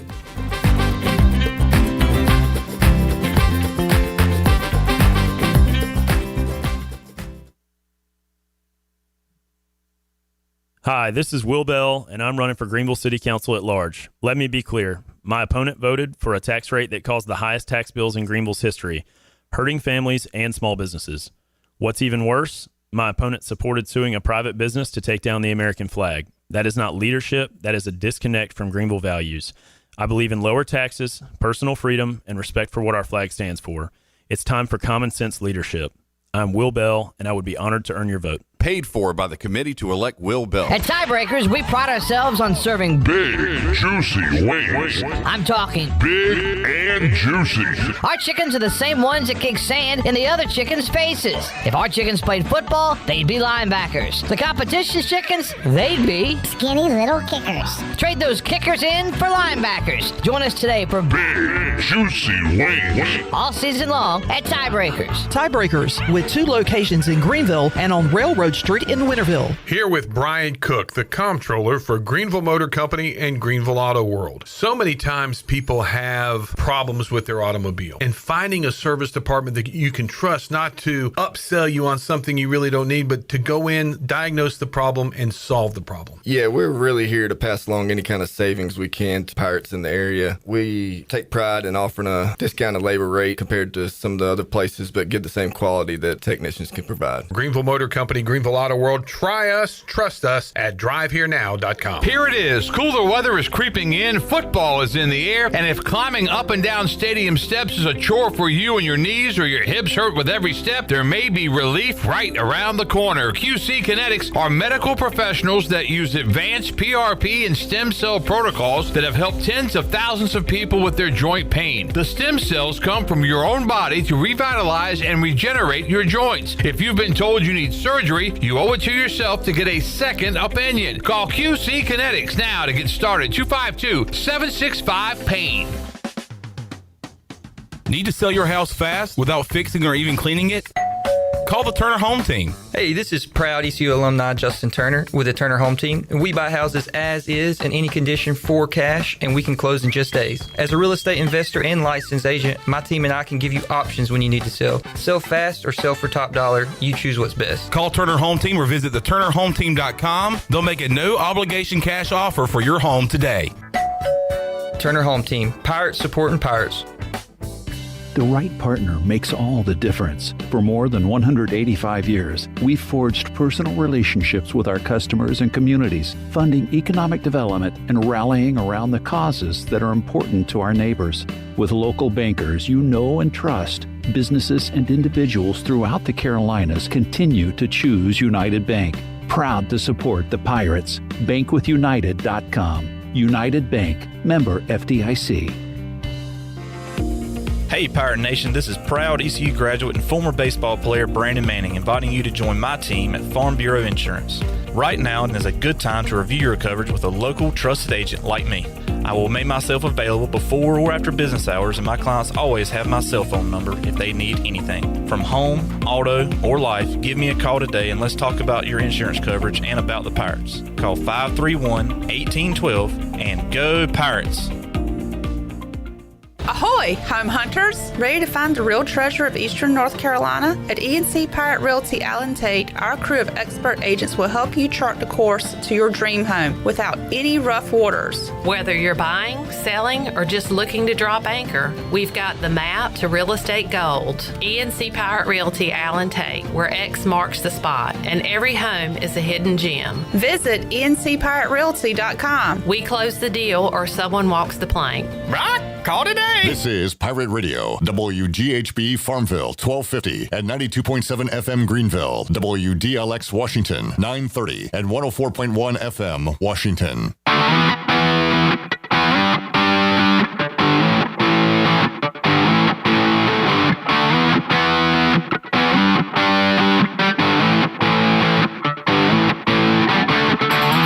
You're listening to Hour 2 of Pirate Radio Live. The Pirate Radio app is available now. Powered by Flatlands Jessup and Carolina Caliber. Download the app today and have Pirate Radio at your fingertips. Now, back to the show. And welcome back in. Michaels and Gayquee Family and Cosmetic Dentistry has been Greenville's premier dental practice for over 40 years now. Their mission is to provide exceptional dental care with compassion, integrity, and innovation, ensuring every patient leaves with a healthy, confident smile. Visit them at 2330 Hemby Lane in Greenville or call 752-1600. Now let's take it in for the start of Hour 2. Here's J-Bone. Thank you, Jackson. Thank you, Nick. Thank you, Shirley. Chandler just popped in, said I'm doing good. Thank you, Chandler. Talked with Brian Bailey, who had a great edition of the Brian Bailey Show earlier. Talked to Alec Burleson and went around Eastern North Carolina to preview a couple big high school football games. Talked to him earlier today, and here is that conversation right now. All right, joining us today on Pirate Radio Live, the legend, the Hall of Famer, Brian Bailey. You've been reading that same script Clip has. Yeah. I'm just old. Whenever I got to fill in, what would Clip Brock do? I'm just old, yeah. That's probably not the best thing to do in all situations, but what would Clip Brock do? Had basketball media today. Had a great edition of the Brian Bailey Show with Alec Burleson. A lot of stuff going on right now, even though football's on a bye. Very busy. What you got going on? I tell you, the high school football, we're down to the last 2 weeks of the regular season, and that, of course, means battles for first place and conference championships on the line. So we're really looking forward to that coming up this Friday night. Tarboro is going to make the trip to Ayden-Grifton, one of the biggest games Ayden-Grifton's had in years. They're both undefeated in the conference, and Tarboro hasn't lost a conference game since 2011. And some of the Ayden-Grifton kids were saying they weren't even born the last time. That's pretty cool. And then D.H. Conley and Nate Connor's done a great job with those Vikings, and they're playing for first place down in Jacksonville against a really good Jacksonville Cardinal team. So 2 huge games coming up in high school football. And then you mentioned Alec Burleson. His baby, I guess, 2 weeks old now? He just had a baby with his wife, Mary. So I'm sure he's been really, really busy. Great catching up with him. Just a great ambassador for East Carolina. I'm a Cub fan, so that means you're not a Cardinal fan, but I'm really a Alec Burleson fan. I like watching the Cardinals play in the summer. Yeah, and it was interesting getting his take on Trey Savage, and you mentioned those kids not even being born in 2011. I think Chandler said that Trey's 22. Yeah. About to be pitching in the World Series. I'm young, but that's that makes crazy. me feel unaccomplished and old. Just it's just crazy seeing. I mean, I saw Trey here. Obviously, we know how great he is, but just, to hit the ground running like he did, dominate the Yankees, not a great performance in Game 2 against the Mariners, but then just shutting out the Mariners, getting this team to the World Series along with former Pirate Jeff Hoffman.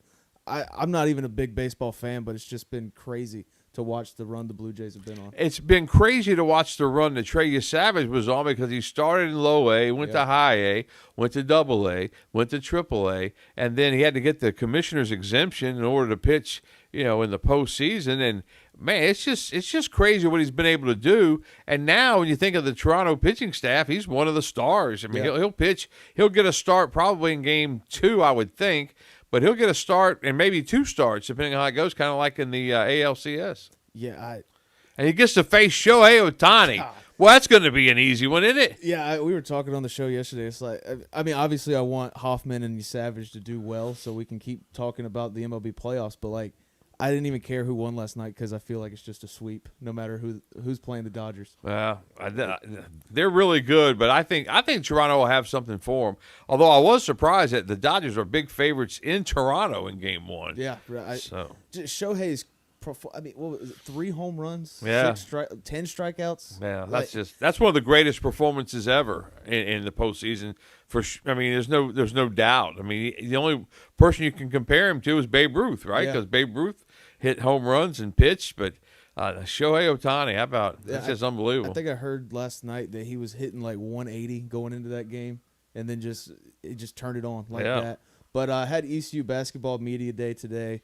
Looking at the roster, obviously a lot of new faces, losing RJ and CJ to graduation. Some guys transfer out, like Cam Hayes, even though I don't really think he's on a team right now. But what'd you think of media day this morning? I like Mike Schwartz and his attitude because he really is fired up. He's a gym rat from way back, and he's sincere when he tells you things, and he loves his basketball team. I think he's got some good pieces. They wanted to get bigger. So they got bigger. They're going to be better rebounders this year. They really want to shoot the outside shot better. They have to shoot the outside shot better. I think they will. So I'm looking forward to it. But I think the schedule intensifies. And whether now you'll find out if playing the Michigan States and the North Carolinas in the non-conference part of your schedule will help you in the conference part. Or is it better to gain confidence and play, lower schools? You'll find out the difference. Well, last year we saw they started 7-1 in non-con, and then you lose to teams like Gardner-Webb and North Alabama. Yeah. I'd rather lose to Michigan State. I agree. St. Bonaventure and North Carolina. But it was funny asking guys this morning, just like, hey, do these games on a national stage kind of juice you up? Half of them were like, yeah, we're really excited. I'll be able to tell my grandkids, I played in the Dean Dome. And the other half gave coach speak, just we're focused on Georgia Southern. So, obviously, they're all excited. So half of them are lying. That's what you're saying. Essentially.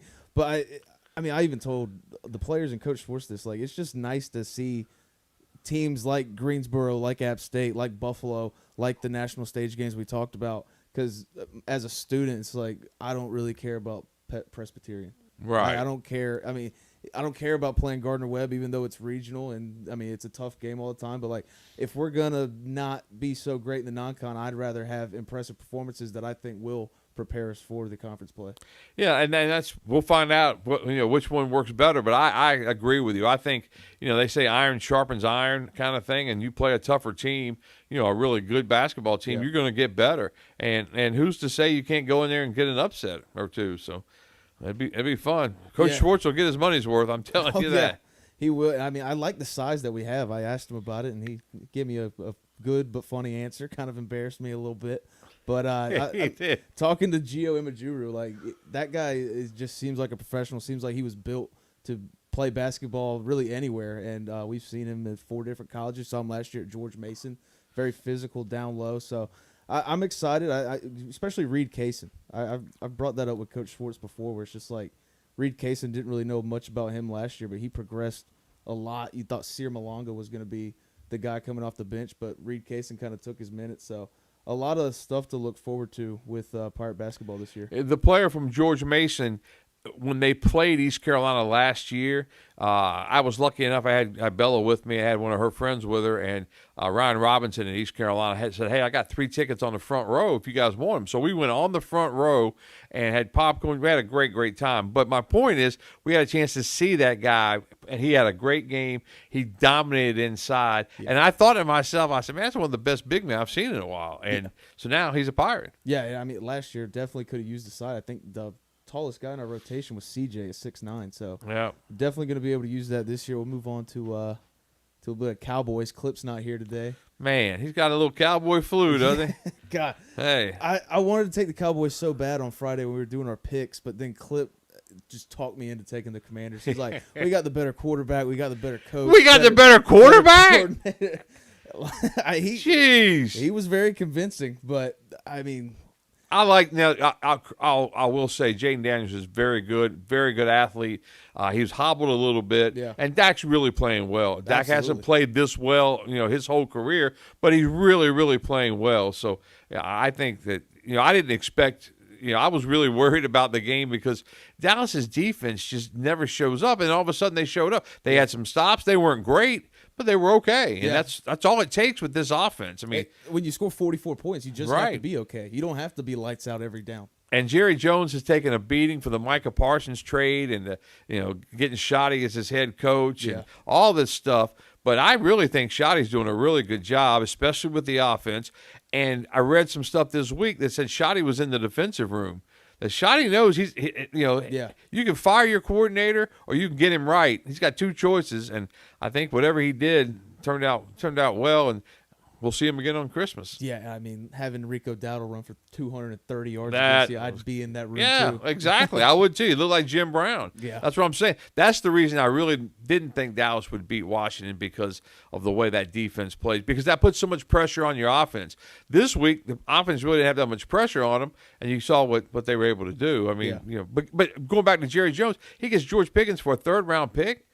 And everybody at Pittsburgh said what a troublemaker he was, and he's bad for the locker room. And he's joking around and laughing around and having a great time. So if they can re-sign him, that's a good thing. I think Pickens' problem in Pittsburgh was they relied on him to be the number 1. As we've seen this year, he's clearly a better number 2. And they gave him Justin Fields and Russell Wilson, who have both been benched now. Yeah. So I don't know. And I mean, I don't know if you're a betting man, but Dak Prescott 30-1 MVP odds. Wow. I don't think the Cowboys will win enough games, but the way Dak's playing, him and Daniel Jones are the best in the league. A lot of football to be played, and I think the Cowboys have the Chiefs on Thanksgiving. Yes. That could be just a because the Chiefs defense. You would think after Sunday's performance, they're top in the league, but I mean, they're not that great. The Chiefs defense this year. They just played the Raiders on Sunday. Yeah. How did the Raiders do? I don't even look, the Chiefs are great. We're going to lose to them. Like, it is what it is, but I'm not even mad about the goose egg. Like, 3 first downs. Ashton Jeanty had 6 carries. Geno Smith had 67 yards. Like, I think we ran like the least amount of plays since 1967. How is that even possible? They were taking knees with 3 minutes left. How is that possible? Yeah, that was rough. God, but It's just that time of the year where it's time to pack up and start looking at mock drafts. But oh, I hate mock drafts. That's the worst part of the off season is mock drafts. Yeah. Best part about April when you finally get the draft is you have no more mock drafts. Yeah. Everybody's like, why are you such a big fan of the draft? It's like we've had 2 winning seasons in my lifetime. Wow. You have to look forward to the draft or just don't even watch. But the college football around the state has been fun to watch. Duke. I don't know how Duke keeps losing. Like, they were good against Illinois. They lose 44-19. They should have been up 17 points at halftime, and they're going in, tied or up 3. I don't know how Duke should be at least contending in the ACC, but they keep shooting themselves in the foot. Carolina, though. Wow. How about losing that the way they lost? I watched that whole game, and it got to the point where I was cheering for Carolina because Cal was playing so terribly. Like, Cal should have been whooping them. And they just kept shooting themselves in the foot. The refs would let Carolina in the game, and Bill Belichick would be like, "No, please, y'all take it, y'all have it." And that fumble just made me laugh. I don't even know how you continue this charade of Bill Belichick. Yeah, I don't either. And Every day there's something different. Jordan Hudson isn't even like the biggest idiot in that room. Like the fact that Michael Lombardi is still getting jobs as GMs, and like he's branding Carolina as the 33rd NFL team. Yeah. Al Davis said about Mike Lombardi, he's been fired from every job he's been at. Like Denver didn't even pay him; he was just in the building, and he still got fired. So, Carolina, I don't know, but ECU on a bye week. What'd you think about the Tulsa game? I thought it was great. I thought they did exactly what they needed to do. They were in control. The offense looked really good. Defense, bent a little bit, but I think, they were, like I said, in control the whole way, took care of business, and now they set up what they always say, a November to remember, and it starts with Temple. And I think you've got some games on that schedule that are going to be close to toss-ups. I think Temple's going to be close to a toss-up. Yeah. Pirates could certainly go there and win, but it's not going to be easy. You come back, you got Charlotte. You'll be a 2-touchdown, 3-touchdown favorite over Charlotte. Then you got Memphis. So you'll be an underdog probably to Memphis, but they lost this past week. Yeah. And then you got the 2 games at the end, Florida Atlantic and UTSA. And I think both of those games are probably be toss-ups on the road. Yeah, so I think UTSA more of a toss-up just because of how they Jeff Traylor's a good coach, and FAU I haven't watched them really play at all. But I just from this past weekend, I don't think there's any team that's like head and shoulders. No, I don't above think the so rest. either. Tulane, that game made me mad. I think they should have lost to Army. Memphis losing to UAB. Temple should have beaten Navy. Yeah, that was a crazy finish a few weeks ago. I don't know. I mean, you can't overlook these Temple Charlotte games. No, but I do think you can go into Memphis with some confidence. You can't overlook the Charlotte game for sure. I mean, Charlotte's had the Pirates' number of late, and you can't let that happen. It's going to be on Dowdy Ficklen Stadium. It's going to be homecoming. Should be hopefully great weather. Of course, it's 2 weeks away, 3 weeks away maybe. But I do think the Temple game is a big one, and that's going to be a really difficult game. I think Temple's playing much, much better football, and I think the team that executes, the team that comes away with the turnovers, that kind of thing, will win that one. Yeah, I mean, even if you go 1-4 in the month of November, nobody's going to be happy, but that one needs to be against Charlotte. Yeah, well, you got to win that one. And nobody's going to be happy if you go 1-4. No, nobody's going to be happy, but you have to beat Charlotte. Like, you cannot – like, Blake Harrell has the fan base, the team, all believing and happy with his program, and if you lose to Charlotte, I think a lot of that goes away. Yeah. All right, BB, we'll let you get out of here. I know you got a busy week, busy day, so thanks for joining us. Anytime. There was Brian Bailey. I'm not saying I want to go 1-4. I'm just saying it sounded like. That's not what I said. I said you just got to beat Charlotte because this is worse than the other 2 teams that were pretty damn bad. Correct. And if you lose to Charlotte, it's riots on 5th Street. Yeah, there might be some stuff set on fire for sure. that would not be great. Especially, man, homecoming, Justin Hardy, Dwayne Harris, Shane Carden going into the Hall of Fame. Like, you can't let that one get away. And I'm not saying I think we're going to lose to Charlotte. Charlotte is not even on my mind. Temple's a tough one, but Charlotte that should be a cakewalk at home for sure. But man, that can't be the mindset of the players. You got to beat Charlotte. You got to win them all, hopefully. But yeah, we'll take a break. Come back. We'll go over the basketball schedule. Kenny Curlings, I think, said we're going to get to 25 wins. I love the belief, Kenny. We're going to find a way. We're going to Joel find. said, LOL, 25 wins. I love it. Yeah, you got to love it. You got to love the optimism. That's the time of the year we're in. Pirate basketball coming up in 2 weeks on the David Price countdown to tip off. We'll have that and much more on the other side of this break. Stay tuned.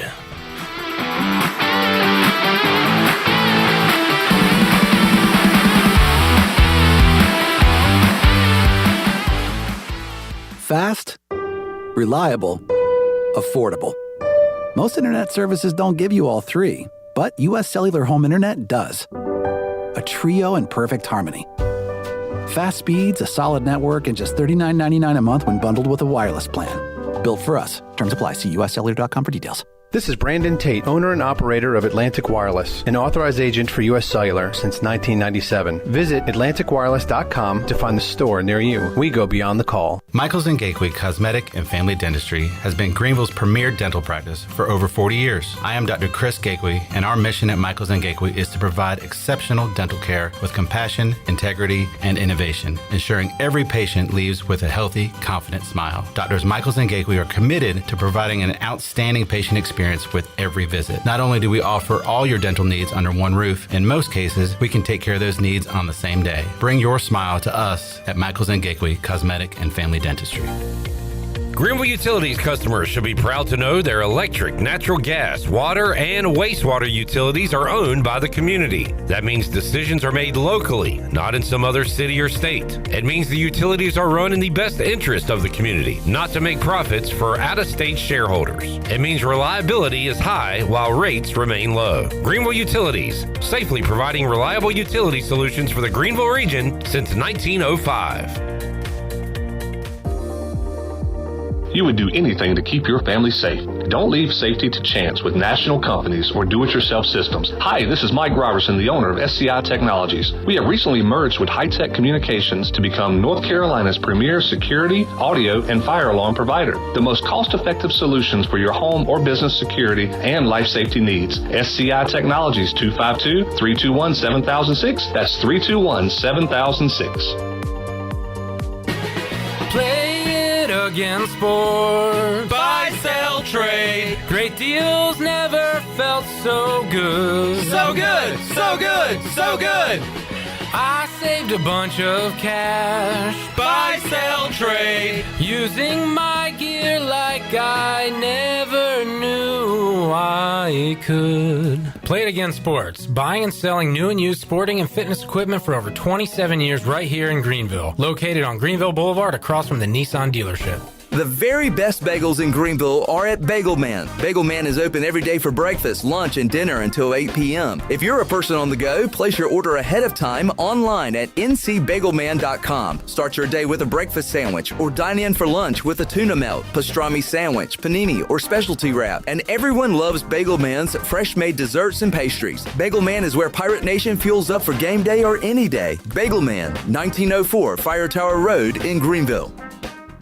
Shopping season is in full swing at Russell's in downtown Washington. This is Rhonda, and new arrivals are everywhere in the store. We have new sportswear from Peter Millar, Johnny O, Gentile, and Duckhead. The pants, shirts, sweaters, and vests are all on the showroom floor, ready for you. Shop now for a new sports coat from Johnny O, Harshafter Marks, or Duckhead. And ladies, we're fully stocked with new dresses, sweaters, outerwear, and jewelry. Russell's on Main Street in downtown Washington. Go Pirates!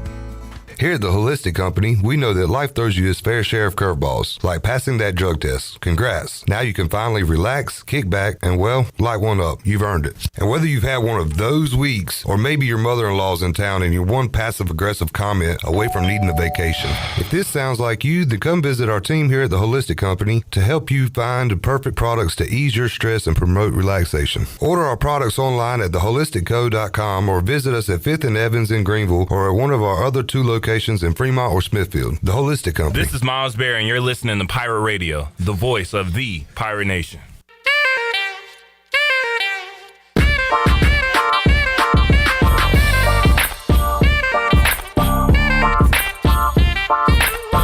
You're listening to Hour 2 of Pirate Radio Live. The Pirate Radio app is available now. Powered by Flatlands Jessup and Carolina Caliber. Download the app today and have Pirate Radio at your fingertips. Now, back to the show. And welcome back in. Ron Ayers Motorsports is celebrating 50 years of excellence in 2025. Since 1975, they've been your go-to for top-tier motorcycles, ATVs, side-by-sides, power equipment, and more.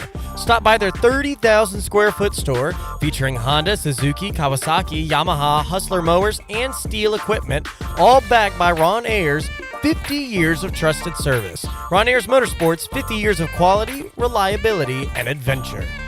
At Langley Contracting, they are the superior roofing specialists. Whether it's a new roof or repairing your old one, they've got you covered. And best of all, they handle your insurance claims. They are locally owned right here in Eastern North Carolina. They are licensed and insured and have a 25-year roof warranty. They can handle your gutter installation too, so everything is seamless. Call or visit them online at 214roof.com for your free estimate today. Langley Contracting, your superior roofing specialist. Now let's take it back in. Here's J-Bone. Thank you, Jackson. Thank you, Dick. Thank you, Shirley. Thank you, Chandler. Thank you, DB. Thank you, All God. right. Thank you, God. Yeah. Let's just have a thank off. Thank God. We're watching on YouTube the best regular season game since 2000. Every single game since 2000. Yep. Yeah, we're watching Cowboys Broncos from 2013. It's got me. I got a quarterback take. These quarterbacks today suck. I'm not talking about Mahomes and Allen and Lamar. Collectively as a unit, we just watched Sean Hill light it up, break a team and bring them back. The only reason I wanted to talk about this is because they're showing Tony Romo lighting it up against the Broncos defense. 51-48. And it's like, Tony Romo got crapped on a lot during his career. He would be a top 5 quarterback in this league. Because Matthew Stafford was not even in like top 10 discussions during his prime. And now it's like Stafford's top 5 in the league. Because you got behind that. Bums playing quarterback. And I think it's a real indictment on the college level of how, like, I don't think they're developing quarterbacks the way they used to be developed. With, like, they don't run a lot of plays under center. There's a lot of this instead of an actual old cadence. Gruden take is like, that's not a real snap. Yeah. I do think it is not like basketball to where, like, if you put MJ in today's game where it's not like it's not the same. Like, if MJ were in today's NBA, he would not be nearly as good as some people's take. I think it's different with football where, like, you put Brady from, like, 07, like, he's just as good back then as he is now. Yeah. You know? And what really makes me mad is that Justin Herbert gets a lot of praise, and he doesn't show up in big games, but he throws for 420 yards in those games.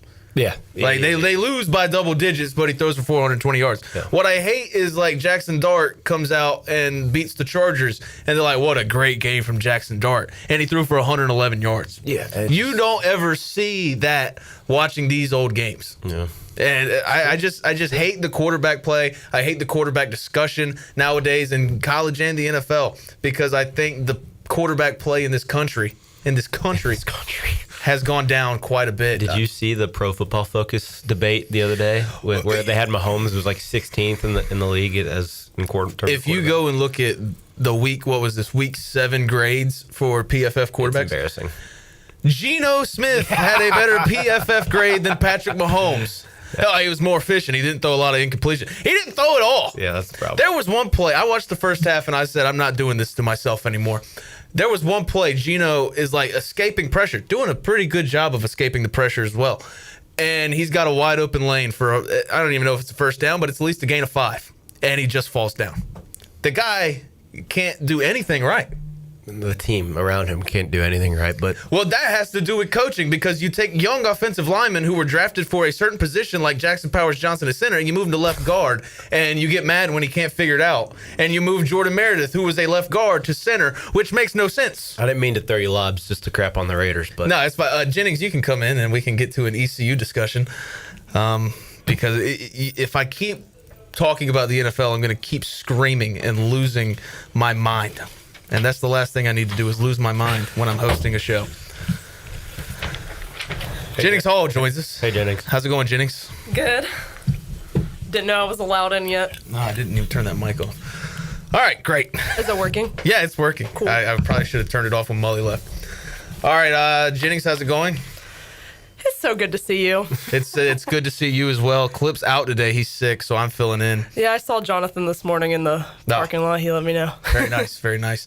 But yeah, we're me and Danny trying to get by with what we got. ECU basketball media day this morning. Soccer has been playing. Volleyball's been playing. Not the best. Yeah. But they've been playing. Volleyball 10-9. They've lost 3 in a row. They got Charlotte coming up tomorrow night, Paint It Purple night.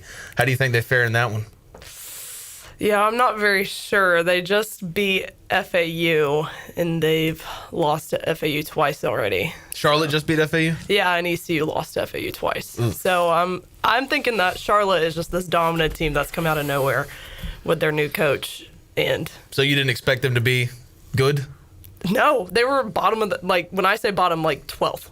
Okay. Last. What do we Dead got? 14? Oh, okay, 12 team. But wait, is there 14? No. How many people are in it? I think there's 14 for football. There's less. Well, you take away minus Wichita. Okay. So maybe there's 14 for basketball. All right, yeah. This whatever. is making me look like an idiot. No, I sound like an idiot. Yeah, no, I sound like the idiot. But yeah, volleyball got 2 home games coming up, Paint It Purple and Paint It Gold on the 22nd and 24th. Soccer had a big one against number 6 Memphis on, I believe, Sunday, and they lost that one 5-0. And they got 3 games left in the season at Rice, at UTSA, and versus Charlotte. Did you go to the soccer game on Sunday? No, I didn't. I was in App State. Did you go to the soccer game on Sunday? I did. Yeah, it was tough to watch. Be odd if he didn't. Yeah. Well, I mean, number 16 comes to number 6 team. They're a good squad. I said I was meaning to say team, and it came out. They had team. a bunch of. I mean, it was funny because we put the banners up for beating them in the conference tournament, and they were supposed to go to the NCAA tournament last year, and we beat them in the championship, and then we had the banners right up next to where their locker room. I mean, their locker room's in the weight room, but right where they came out. Yeah. And so I was like, yeah, they see that's extra motivation, and then it might get ugly quick, and it did. So, but no, it's all right. They go to Texas this week. 2 big games because UTSA and Rice are ahead of them in the standings, and then one obviously to finish it out before Halloween next week. So how will this work for them going to Rice and then to UTSA? I guess they just go straight to UTSA after the Rice game. Yeah, they'll be down there. Or do they stay in Houston? I don't know. Okay, they will be down in Texas all week. What days do they play? The 23rd and 26th. Yep, Thursday and Sunday. Thursday's when they play? Yeah. So they'll leave Wednesday. Yeah, they'll leave tomorrow morning. Play Thursday, probably stay in Houston Friday, travel Saturday. All right. So not too bad of traveling, but then they come back home. I think that's their last home game too. Yeah, on Thursday, I think. Yeah. It's the day before Halloween, I reckon. But no, they'll be... If they can at least win 1 to 2 out of the last 3, they'll be in good shape. They have to, as long as they just make the tournament. That's the goal right now. They're out. How many do all the teams make the tournament? Or? No, the last 2 teams. I think it's the same way in baseball. Last 2 teams now don't. But the Memphis already won the conference, so their goal is to make the tournament, kind of just make a run like they did last year. So basketball has changes to their conference tournament where top 2 seeds just immediately advance to the semifinals. How does the conference tournaments work for volleyball and soccer? I'm not sure about soccer. I know that they've kind of got along where it's what tournament is it where it's the Sun Belt now? Yeah, that's what the American adopted, the Sun Belt Gauntlet. That's interesting. So the top 2 just automatically make it? Automatically to the semifinals, 3 and 4, automatically to the quarterfinals, 5 and 6 get a bye, and then 7 through 10 play in round 1. Interesting. Yeah, it's amazing. For volleyball and soccer, it's the same. I think, does everyone make it in soccer? Okay, so it's probably top 8 like volleyball is. Yeah. And then you just play it out. All right. Just single elimination. So I don't know. I've heard a lot of criticisms towards the Sun Belt Gauntlet and now the American Gauntlet. I think that just makes great basketball in March. And, for us as viewers, it's awesome because it's more basketball. Yeah, and I mean, it's just, I don't know. It's kind of the rest versus rust. Yeah, it's the same kind thing of conversation. I think I'd rather be one of those. I mean, obviously you want to be a top seed in your conference, but I think playing that gauntlet kind of gets you more prepared to go play a Tulane, a South Florida, a Memphis towards the end there. For sure. Is that supposed to help guarantee, or not guarantee, but try and get them the top teams into the. Yeah, I don't know if like that's I'm probably not going to come out and say that, but obviously in the NCAA tournament, you want your best team from your conference representing you instead of getting like. And I mean State's a bad example because they made it to the Final Four, but even if they had you don't want your worst team representing you.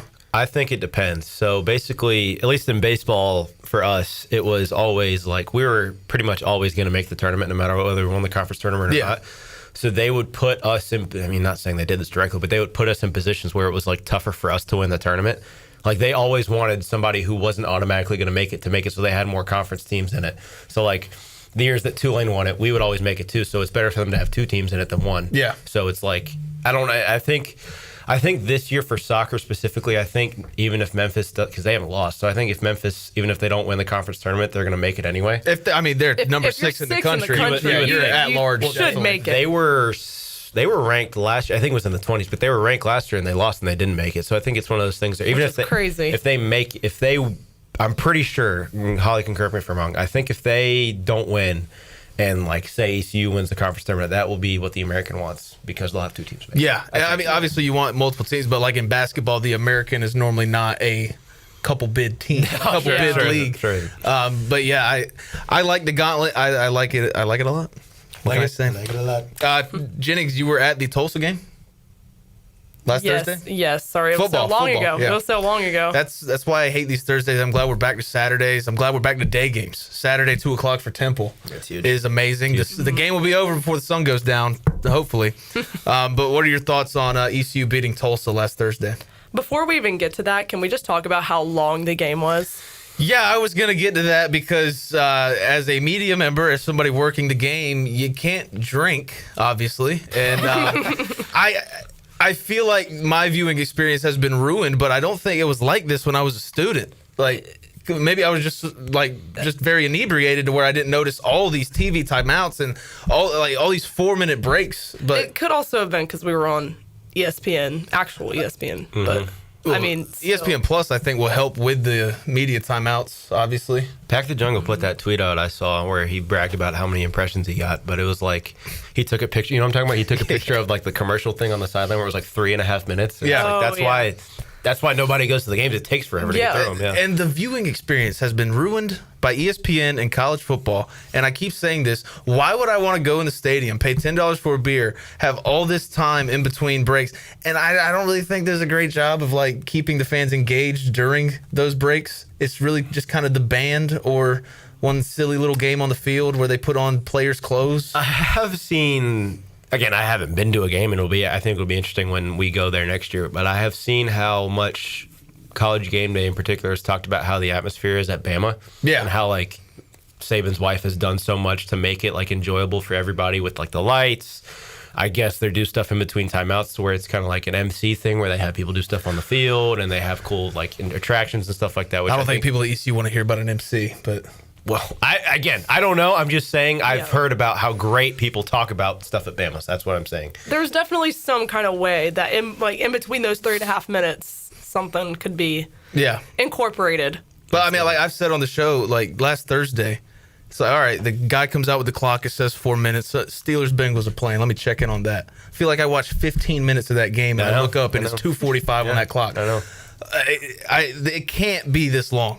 They can't take that long. You got to quicken this out, and there's no way to do it because you got to make money and whatnot. But I just hate it. I hate it, and I see why people aren't going to these games. Yeah. It was the first cold of the year that night. It's tough. It's tough. And why would you not want to go to a bar? Especially when it's like I guess not like the cleanest game of all time, where you're not watching particularly like clean, offensive or defensive football. It's tough to watch sometimes. And the opponent is obviously a factor as well. Well, and also they incorporate all these rules to make the game quicker, but then it doesn't really make the game quicker. You just spend more time doing commercials. So now you're watching less football, more commercials. When the refs are as competent as those guys were, that was pretty bad. It was very bad. I didn't watch the game on TV, obviously, but Clip mentioned, and I think Alex Harper mentioned yesterday, Matt Berry was like, "This is horrible." Yeah, it was bad. What are they talking about? What was there to talk about for 10 minutes after the Jackson Barker hit on the kicker? What was there to talk about? By the way, it was that a clean hit. That hit was crazy. It was a clean hit. Kickers going for the ball. What is there even to discuss? Yeah, they didn't even bring out the little review thing. They're not talking to New York, which is an NFL term. I don't know where the base is, but I don't know. It just takes too long. And who wants to come out and watch Tulsa?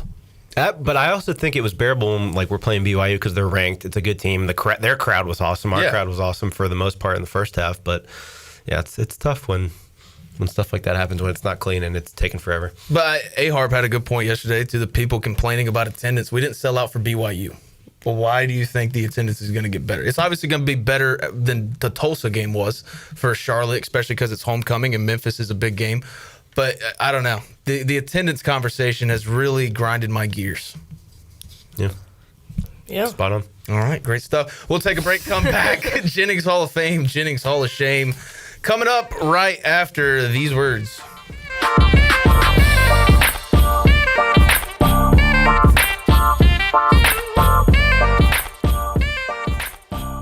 The holidays are right around the corner, and there's no better gift than the gift of confidence. At Beauty Bar Medi Spa, we'll help you glow all season long. From Botox, dermal fillers, to facials and advanced laser treatments, our expert team delivers results that make you feel radiant, refreshed, and holiday party ready. And the best part, your journey begins with a free consultation, personalized just for you. Don't wait, the holidays are coming fast. Call Beauty Bar Medi Spa today or book online. Beauty Bar Medi Spa, because glowing skin is always in season. Go Pirates! Looking for adventure without breaking the bank? This October, drive into fall in a brand new 2025 Subaru Crosstrek Premium from Capital Subaru of Greenville. Right now, lease it for just $249 a month for 36 months. That's only $8 a day. The Crosstrek is built for the Carolinas. Rugged, reliable, and ready to roll. Only at Capital Subaru of Greenville off of Memorial Drive or online at capitalofgreenville.com. An official partner of the ECU Pirates. Price does not include licensing costs, registration fees, or $6.99 dealer administration fee. See dealer for details. Offer expires November 3rd, 2025. Homeowners can face many challenges throughout this season,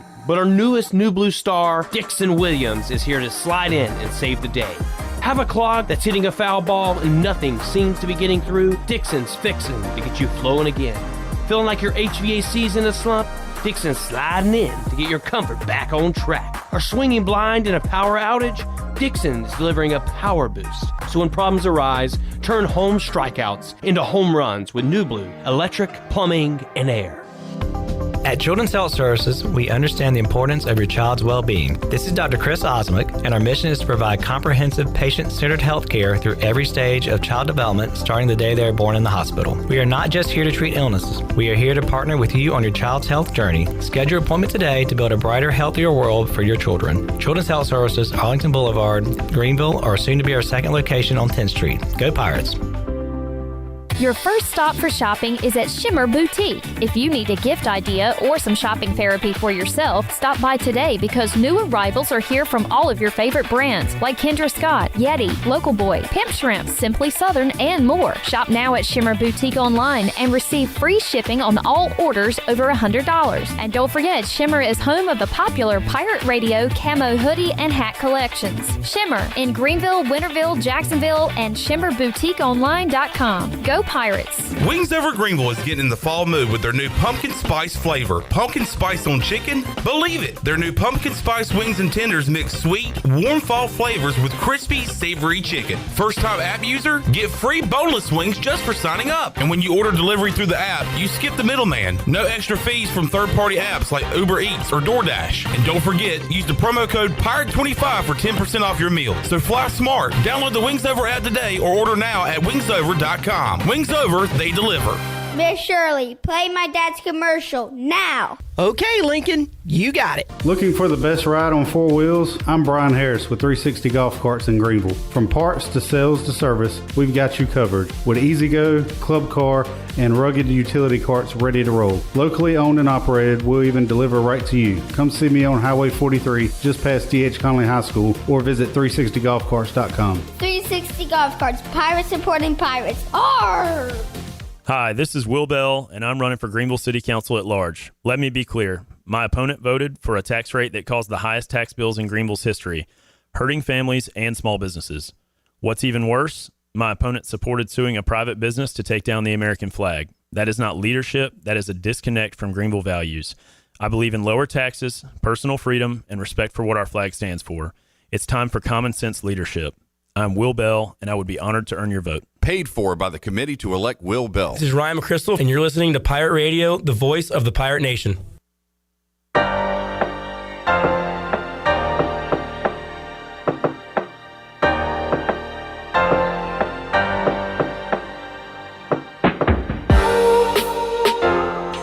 You're listening to Hour 2 of Pirate Radio Live. The Pirate Radio app is available now. Powered by Flatlands Jessup and Carolina Caliber. Download the app today and have Pirate Radio at your fingertips. Now, back to the show. And welcome back in. Good news, business travelers. PGV and American Airlines has added a new early morning flight available now.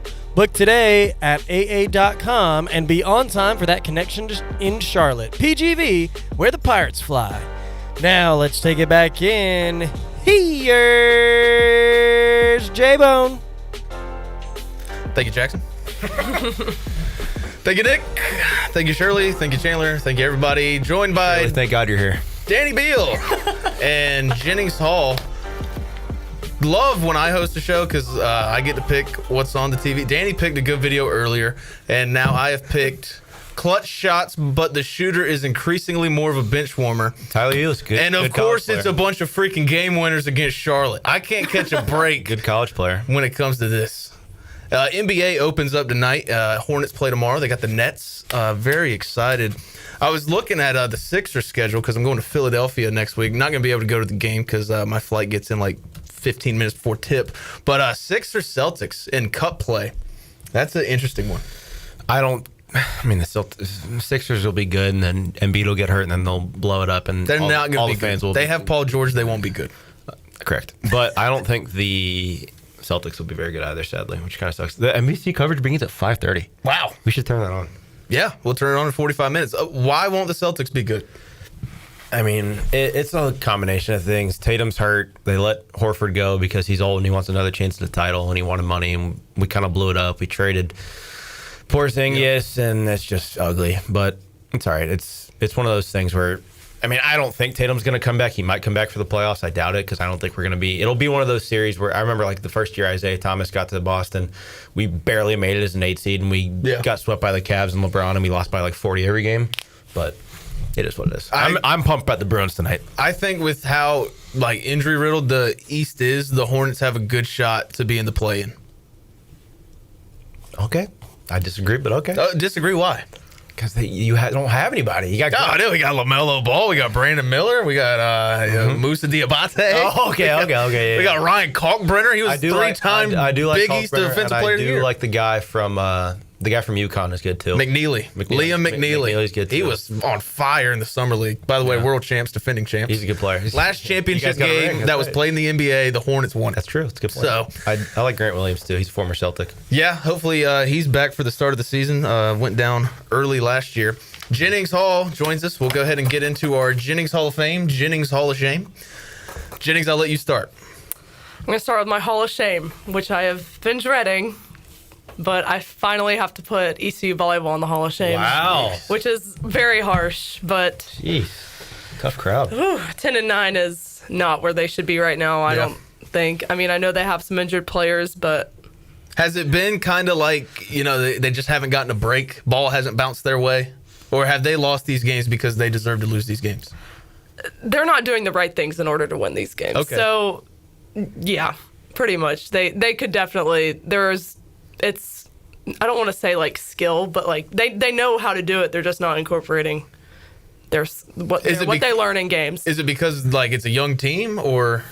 Fairly young, but I think that there's still some older girls that, that should know. Yeah. And should be more dynamic than they're letting on, but.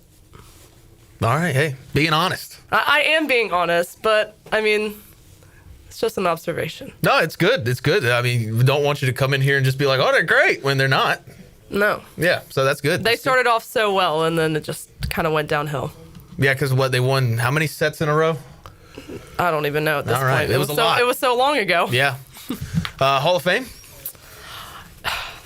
It's crazy. I got to put the Panthers in the Hall of Fame. I never thought I would be saying this. Now's the time to do it because the schedule gets rough. Shout out Rico. All right, well... on my fantasy team.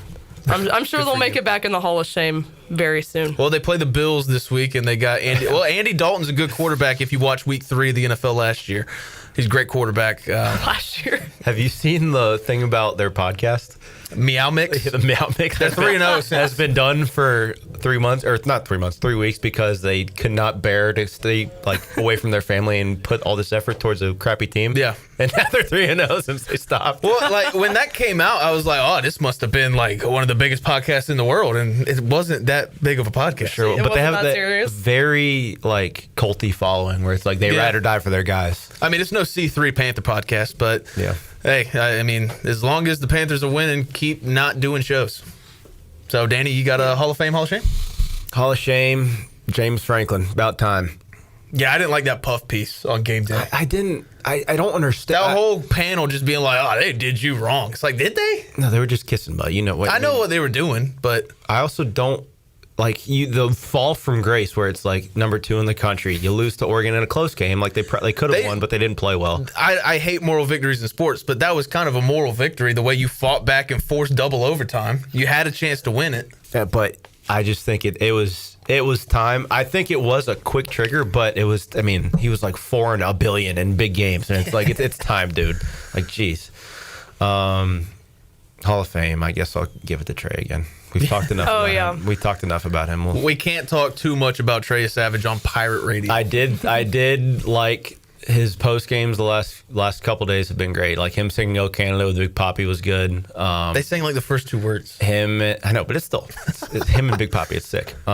Him celebrating with his parents on the field last night was awesome. Them literally panning to the. He called it a party room. I was like, where were you guys? They had a disco ball with a camera in there when they were doing post game, and I'm like, whatever. But him being the first one in there with the champagne ready to pop bottles and drinking beer, I was like, yep, that's Trey. So, yeah, Trey's the Hall of Fame. All right, Hall of Fame. I got 2 quarterbacks, man. First of all, Matthew Stafford. I'm going to take my headphones off. Before the season started, everybody saying Matthew Stafford died weeks ago. Nobody had seen him. He didn't have a spine. And now look at him. He's traveling overseas and throwing 5 touchdowns on a Sunday morning at 9:30. Still getting it done. Still one of the best ever. Still one of the best in the league. Shout out Matthew Stafford. And also shout out Jacoby Brissett.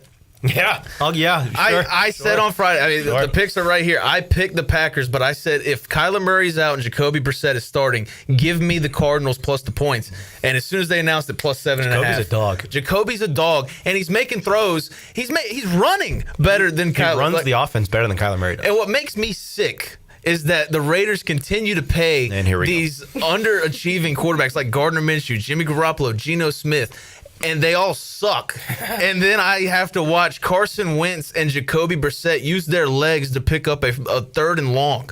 That's what makes me mad. When these guys are getting paid scraps and we're paying $75 million to a guy who just takes a knee when he has a wide open lane. So shout out Matthew Stafford and Jacoby Brissett. I have a for Hall of Fame. Funny story about Gardner Minshew. All right. After you're done.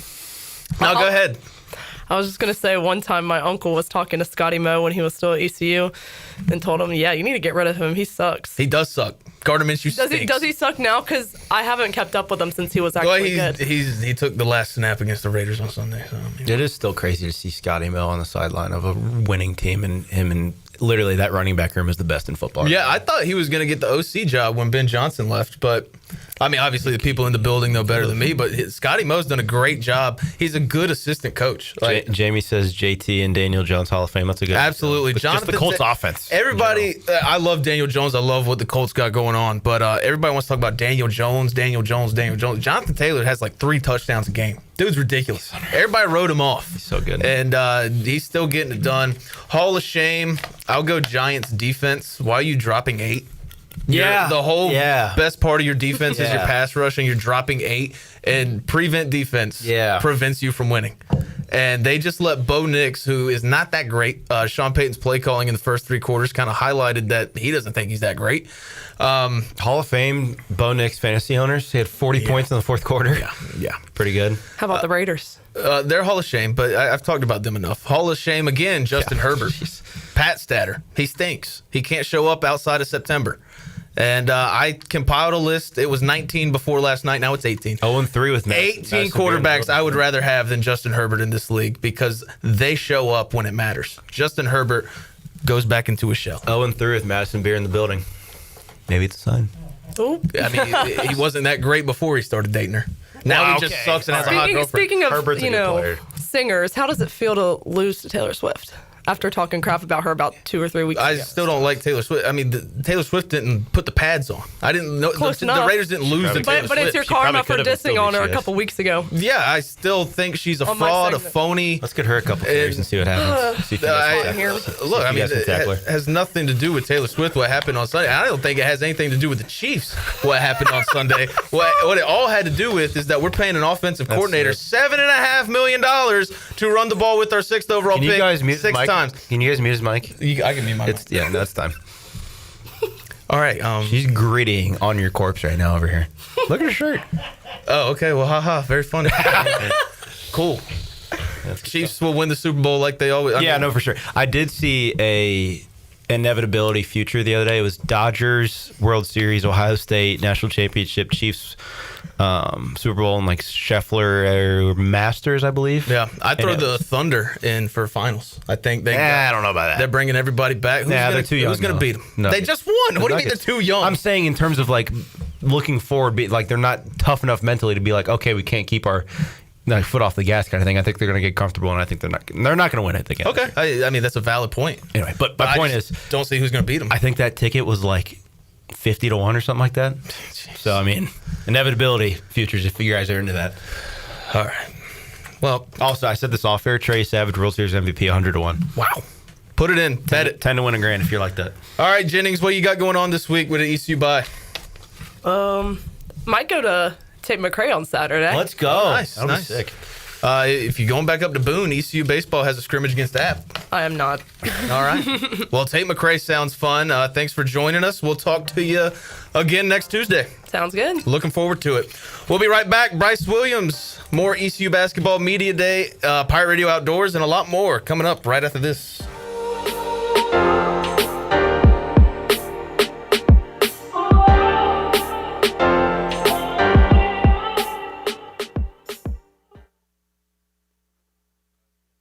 I'm Nick White, and I approve this message. Nick White believes Greenville's future is bright, but City Council is distracted. Distracted by sending $400,000 out of state for a human resources study. Distracted by fringe issues while hiking property taxes. And distracted by our nation's flag burning $30,000 trying to bring it down. Our priorities are simple. Fix the roads, recruit industry, pick up the trash, and when disaster strikes, respond fast. Show up for Nick White in District 4, paid for by the Committee to Elect Nick White. Shiny teeth in me.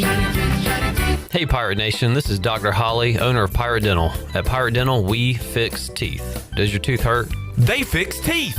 Chipped tooth? They fix teeth. Need a second opinion?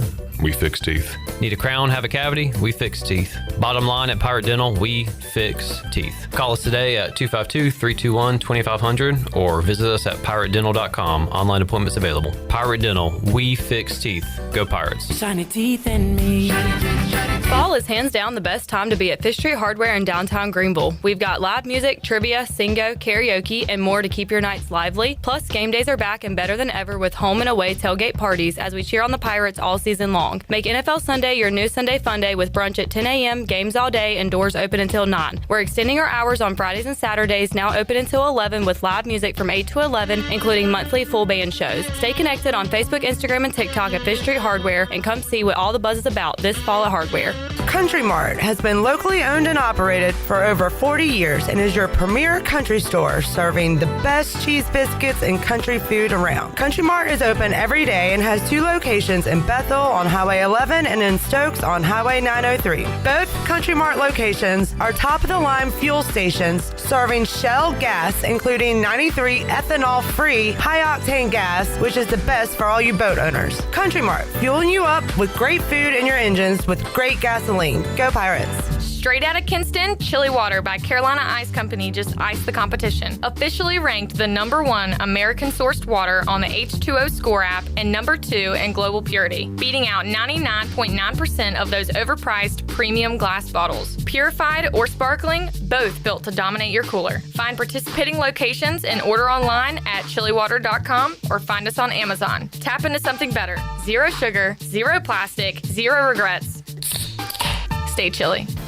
Meet the Kawasaki Nav, our first ever personal transportation vehicle designed for cruising the good life. The Kawasaki Nav 4E puts the fun in functional with a premium, sporty design and comfort for the whole family. Fully electric and loaded with storage, modern tech, and more. The Kawasaki Nav won't just wow you, it'll wow the neighbors. Be the first to nav the neighborhood. Ron Ayers Motorsports, Highway 11, north of the airport in Greenville.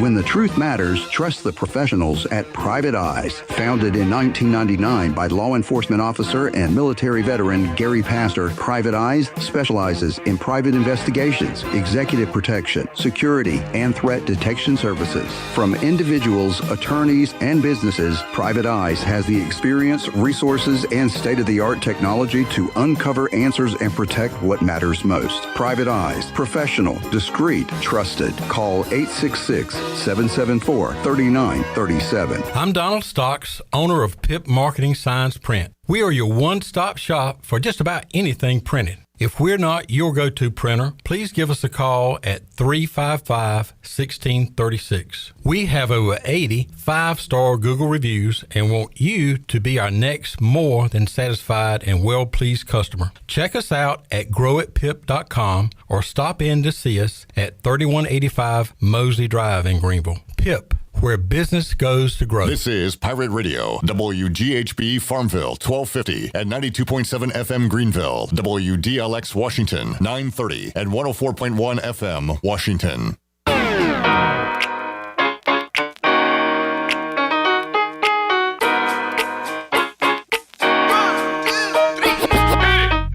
You're listening to Hour 3 of Pirate Radio Live. This hour of PRL is brought to you by Bud Light, reminding Pirate fans to stay in the game and drink responsibly.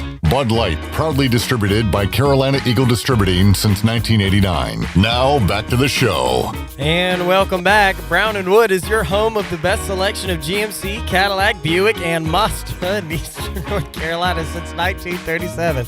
Shop their entire inventory online at brownandwoodauto.com or visit them on Greenville Boulevard. Brown & Wood, Greenville's #1 dealership and the home of the lifetime powertrain warranty. Now, let's take it back in for hour number 3. Here's J-Bone. He won't ever stop. Thank you, Jackson. I'm kidding. He's enthusiastic. Thank you, Jackson. Thank you, Nick. Thank you, everybody. Back to our conversation about quarterbacks. Cass says, imagine Phillip Rivers in today's game. Probably be about just the same as Justin Herbert. Just Pat Stadden and losing games. To my left side, we got Big Bryce Williams. Hit the music. 1, 2, 3, 4. I saw the light, I was baptized by the fire in your touch and the flame in your eyes.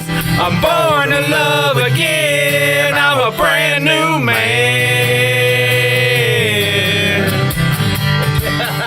How's it going, Bryce? Good. How you doing? I'm doing great. Got a great crew by my side, helping me through this journey. I know. Look at this surprise. Yeah. I mean, dude. Yeah. You can't beat it with a stick. Hey, what's up with the baseball players not wearing the headphones? No, I normally do wear them. I just okay. It's also he doesn't want to mess up his hair. It's also on full blast. Hollywood over here. Full blast. I don't know how to turn it down. Full blast. Sorry, you're just gonna have to deal with it. Bryce, bye week, and we're gonna keep moving it. Bye week. Yeah, another Saturday off. It is wild, isn't it? Oh, jeez. Don't mess with anything. Yeah, I was about to say. All right, I'll deal with it. See, I thought we had a Saturday game. I was like, oh, okay, cool. Now we got the week off. Yeah, Temple game coming up November 1st. They announced the kickoff time for that one yesterday.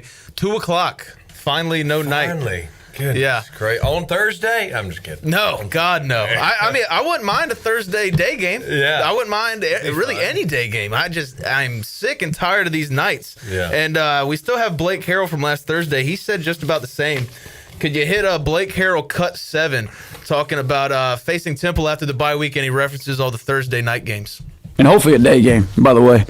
These night games are getting old too. But yeah, I think you take that extra time, 16 days, to go ahead and start preparing for your opponent, and we'll certainly do that next week. Make sure we're getting fresh, make sure we're getting healthy, and start to prepare and get ready to ride from there. And hopefully we can get some day games here in November.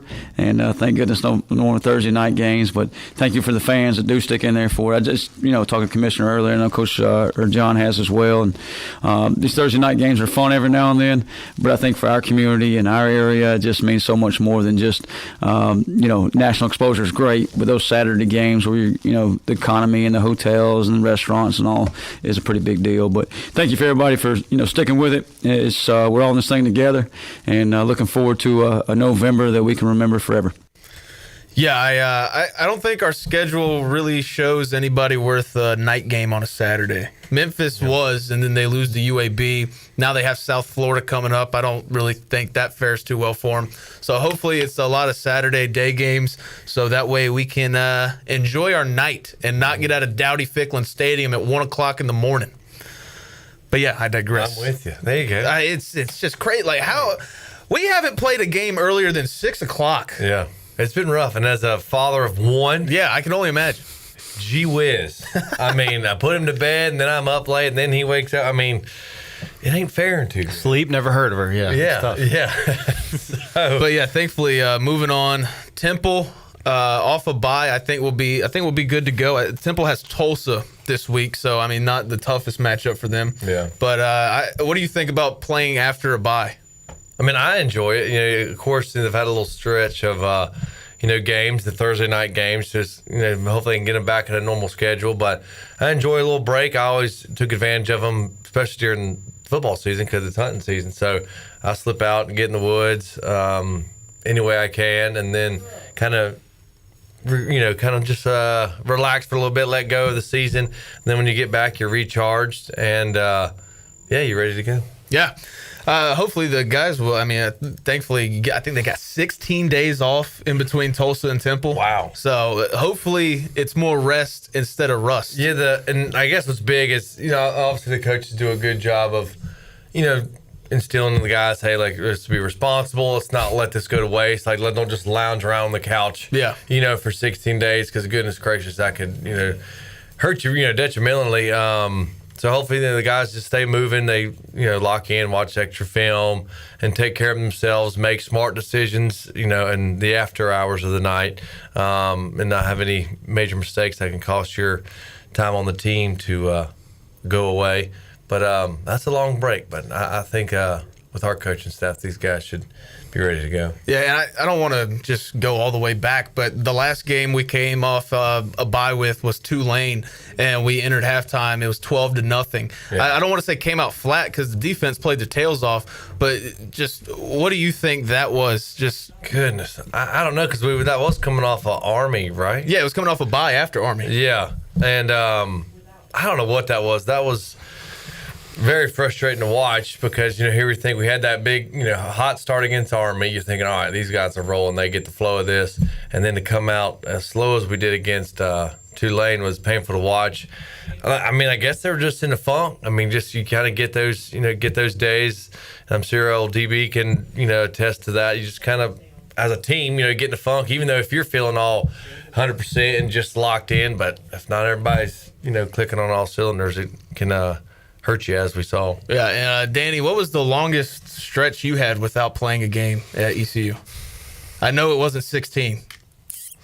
I would say, off the top of my head, when we got knocked out of the conference tournament on a Wednesday in 21, we didn't play again for 8 days. No, 9 days. Oh, wow. Yeah, we played because the next Friday was the regional, so 9 days probably. Yeah, and the rest has to be... I mean, at that point, it was great because we actually needed it. But I think it's weird. It's different with baseball just because when you're going for so long, it's like kind of like the stat I brought up earlier where it's, you go in with winning a game 7 versus a team that just swept. They normally win the series, and it's honestly based on team personnel. Like, have you used a lot of the same pitchers over to, like, for example, like Cal Raleigh, like he's caught every single game along with a 15-inning game, and it wears on you. So it's based on personnel, whether you need rest or whether you want to, like, hey, like, let's do sim games, let's practice, let's get in the weight room, like all this stuff. So it just depends. Yeah, I mean, you bring up the catcher. I remember Walker Barron on your show talking about that Conway regional where you had that late one against Coastal, and then I mean everybody's going through some pain and trying to recover and whatnot. But I can only imagine what the catcher's got to go through on a less than 12-hour turnaround. I have so much respect for, in particular, J-Dub and Walker. Walker, especially last year, because that was it. Yeah. Especially if he got hurt, it would have been tough back there. But Walker catching every game and just wearing it on the chin, he was great. And even J-Dub and Ryan too. J-Dub caught 2 games a week, and Ryan caught the Saturday game normally. And it was one of those. It's like, you guys are it. So don't complain, because I know it's tough, but do you want to win or not? So yeah. This is cute. I know it's football season, but since we got Till Special DB in here, as far as we talk about bye weeks and rest and stuff like that. Baseball is such. I mean, I don't know how many games y'all play in a year. Over 50. Over 50.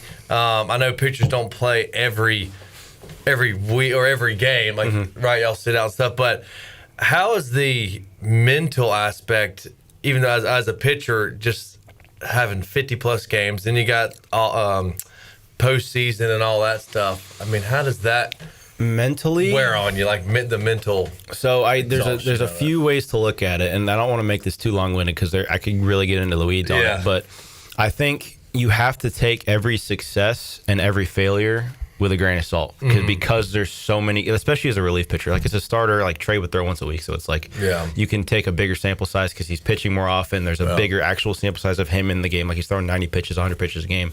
But with me, for example, like there were times my last year where I'm pitching like 4 times a week. So if I pitch like crap on Friday, I can't take that into Saturday because I'm going to need to pitch again Saturday. So it's like, and the other thing too is, in my mind, it never physically matter how I felt, because in my mind, the best chance for us to win was me pitching. Right. So with me on the field, I think that's the best chance for us to win. So if my arm hurt, if my knee hurt, if my, I was pitching like crap, like, it didn't matter, because I knew that if I was able to show up to the field with a great attitude and support my teammates, that when me pitching, that was the best chance for us to win. So it's, again, it's tough when it's a lot different with baseball too, as opposed to football, where they're both grinds, but they're different grinds. Yeah. How do you just forget that stuff? Like, do you just get away from the game for a couple hours and just decompress? Because everybody tells me you need to let it go. Like, don't let it get to you. And I don't know how. Like, what do they mean by that? Like, I think maybe that's just because I'm an angry person. I don't know. In this age, I think it's a lot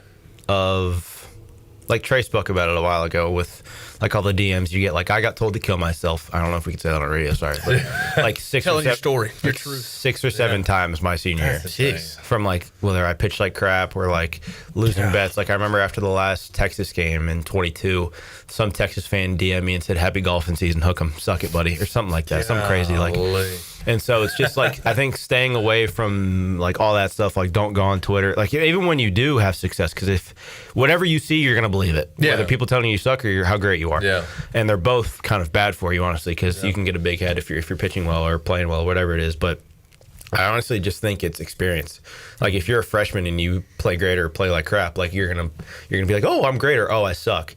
So I think it's just having experience of knowing that no matter what happens, you are still going to show up the next week and play a game. The next day, play a game, and that kind of thing. I think it helps a lot in having the right people around you to support you and stuff like that. And I would say probably focusing at that moment, like just saying day by day, or if for like pitch by pitch, probably things like that. It's definitely a mental thing you talk. It doesn't just happen. Like DB said, like an experience of how to deal with those things, I think is huge. So I mean, it's just experience, and it's can take a toll on you for the good or the for the better. So yeah, for sure. All right, great talk. It's spot on. Some mental health stuff there. Speaking of mental health, you can see Jay Glazer in March. He's coming here for the Pirate Radio Leadership Luncheon. If you want tickets or advertising information, you can contact Mark at pirateradio1250.com. Bryce went out to Minji's Coliseum this morning for some ECU Basketball Media Day. I do want to play a couple of cuts. We'll go with this one. Cut 15. How have you seen guys like Jordan Riley step up and take leadership role now that guys like R.J. Felton and C.J. Walker have left the team? Yeah, and it is the voice. That's the biggest thing. Because those guys, I mean, you think about Jordan Riley, I think it was 14 points a game last year in conference play. I mean, that's a heck of a deal, 13, 14 points a game, whatever it is, and that's why he's a first-team all-conference player. So the basketball part, the on-court, the physical stuff that they do, like all of our guys do what they do. They've improved. They're going to have we need Jay Shane to score the ball more this year. There's no doubt about it. He averaged 5-point-something points a game last year. We need him to be more aggressive scoring the ball. Trevi LeBeau has moved to the wing. Trevi LeBeau, as opposed to being started at the 4 for us last year. CJ was at the 5. He's now at the 4. So we need him to do something different at the wing spot. Reed Kaysen was a backup 5 last year that played limited minutes. He's playing at the 4 spot this year with Gio in there at the 5. So they all have new roles, and the point is they will all be seeing something different this year. They'll be in a new role. We don't have anyone on this team that has been in the position, whether it's, hey, at the Division I level, maybe like Corey Calker we're talking about. He's been the leader of a team before, point guard of a team before, but he hasn't been at this level. Jordan Riley had a great season last year, but as you said, this year he's a true leader for the team in terms of his voice and what he does, and not only bringing guys with how he plays, but he has to be able to motivate guys and get guys in the locker room and in timeouts and on the court when adversity hits. He has to be able to elevate our team. Maybe that wasn't his role as much last year. Jay Shane, Trevi, Reed. So everybody is stepping into a new role, and to Brian's point about the transfer portal, that's probably the biggest challenge, to be honest, is guys year to year in new roles very quickly, as opposed to 2-3 years building into a role. But that's also the fun part. And the guys have really worked hard at that this preseason. Mike Schwartz talking leadership there. Now that his mainstay, R.J. Felton, is not on the team anymore due to graduating. Did you guys have an experience where somebody you looked up to left and you had to step up into that role? Yeah. I know Danny did, but especially you. Yeah, for me, we had a tight end. He was the tall fella that we had, and I was behind him on drop names, but he was obviously the guy who made the big catch against Tulsa, but at home. But I looked up to him, because he was obviously older and then was a starter and this, that, and the other. And I guess he left or wasn't a part of the team just of other reasons, and it kind of let me fall right into place with my role as the tight end. So. And it's nice how things work out like that. Things just always are shifting and moving. And when your number's called or an opportunity arises, obviously you got to make the most of it and, run away with it. Yeah, I forget which player I was talking to, and they said, it's not something you learn, it's something you have, like that leadership ability. I don't really know how much of that is true, but what do you think about that? Like leadership, can you learn leadership? I think so. Yeah. I think there's characteristics that you can take from other people and be born into that role. I don't know if Ethan Norby or Trey Savage was born with leadership. I think they learned it from being around the guys that knew how to do it, and they took stuff from them. And I think it's like learning any task or any skill. Like, you take stuff from a bunch of people and you form it into your own kind of way of doing things. And don't get me wrong, there are guys that are born with being a natural leader and communicator, but I don't think everybody that has ever been good at it has been naturally just has it. I think they've been able to be around guys that are really good at it and taking stuff from them to kind of put their own spin on how to be a good leader, how to be a good communicator, how to be a good team captain, whatever it is. I don't think I was a born leader. I think I've always been able to obviously chat and keep people up and talk and stuff, but I don't necessarily think I was good at it at first. But being around I don't know, Matt Bridges, Carter Spivey, Jay Kuchmaner, all these guys, I think those guys showed me how to do it the right way, and that's kind of what I brought up when I was, in the back stages of my career. It's got to be a coaching thing too, right, Bryce? I think, probably going off what Danny says, some guys are born with it, some guys aren't. But I think when you get placed in roles, you've worked your way to the top. For us, for athletes, it's you work so hard to become a starter, and then you're making plays on the field. And I think you kind of just sort of work yourself into that role, and it kind of comes to you. And for me, I wasn't very vocal, but it was just by example what I did in the off season, practice this, that, and the other. Same way with Danny. He just came into the role as the pitcher, and you just kind of take it over, and I think it just naturally happens. If you're not really born into that, because everybody's going to listen to typically someone who's showing out for the team or just making good choices, and playmaker started this, that, and the other. So I think you're put into that role, but it fell into the places because of your work ethic and things like that, and people see it and just sort of follow you, I guess. They want to emulate it, yeah. All right, good stuff, guys. Great conversation. Go ahead and take a break, come back, have more Pirate Radio Live, a little Pirate Radio Outdoors as well, right after this.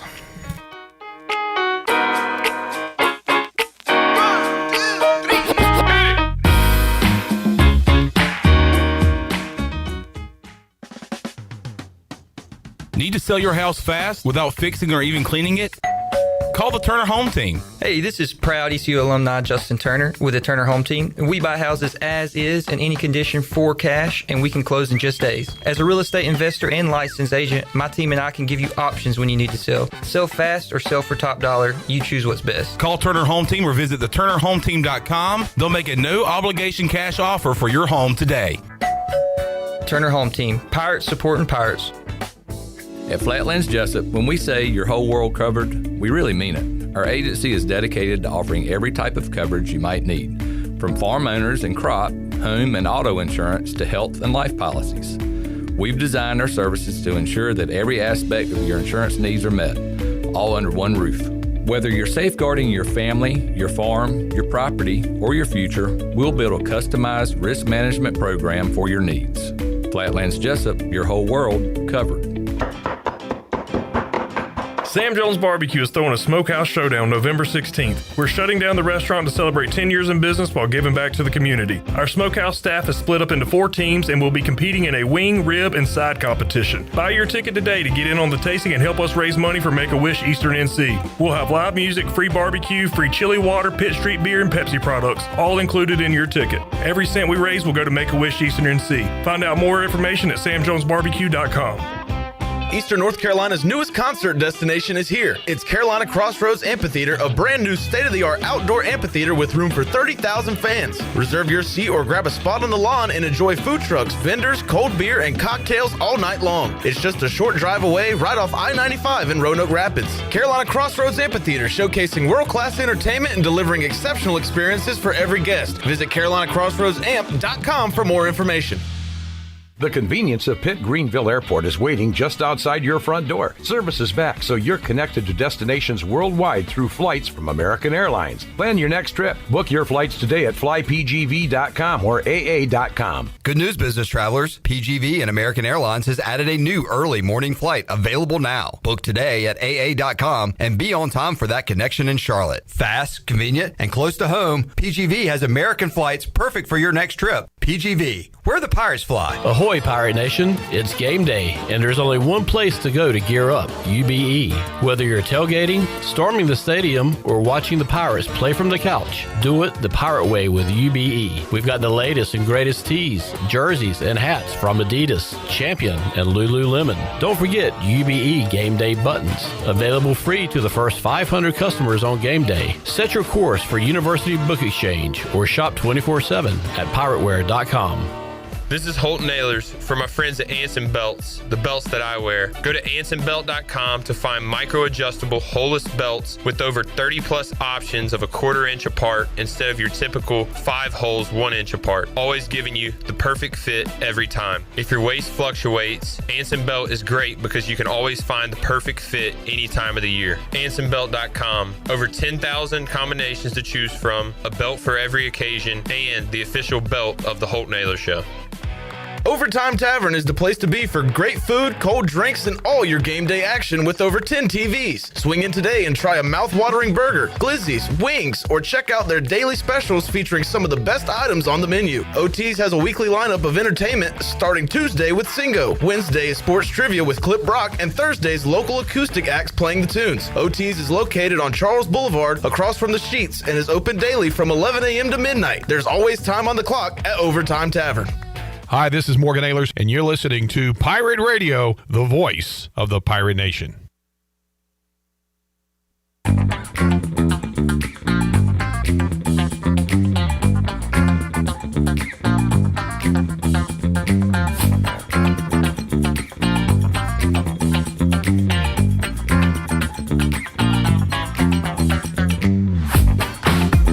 listening to Hour 3 of Pirate Radio Live. This hour of PRL is brought to you by Bud Light, reminding Pirate fans to stay in the game and drink responsibly. Bud Light, proudly distributed by Carolina Eagle Distributing since 1989. Now, back to the show. And welcome back in. Pirate Nation, are you in the market for a member-focused local credit union or making a switch from your existing one?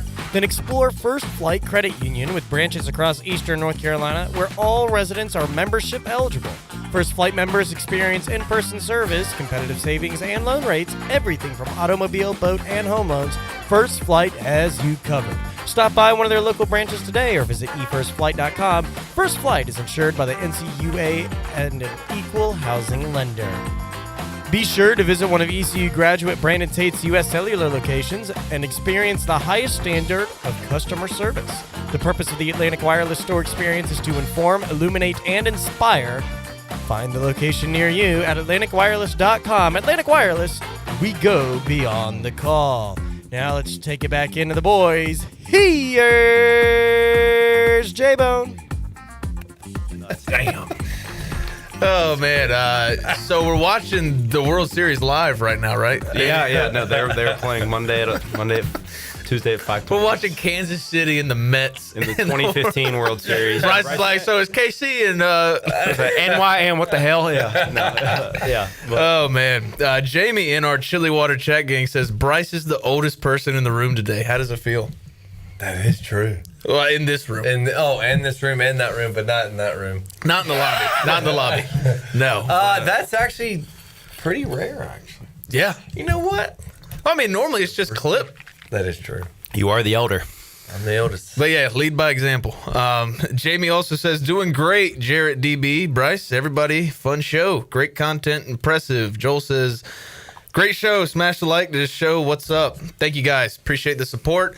That was our Chili Water chat gang. Earlier, we heard from Mike Schwartz on our New Blue Pirate Report. The technicians at New Blue stand ready to face any challenge that time or the elements may throw at your home. Your home deserves the best, and New Blue is ready to help with any electrical, plumbing, and HVAC needs. New Blue also now specializes in crawl space, moisture control, and encapsulations, along with septic system repairs and installations. Contact them today at callinublu.com. New Blue Service Group, where we are redefining service excellence.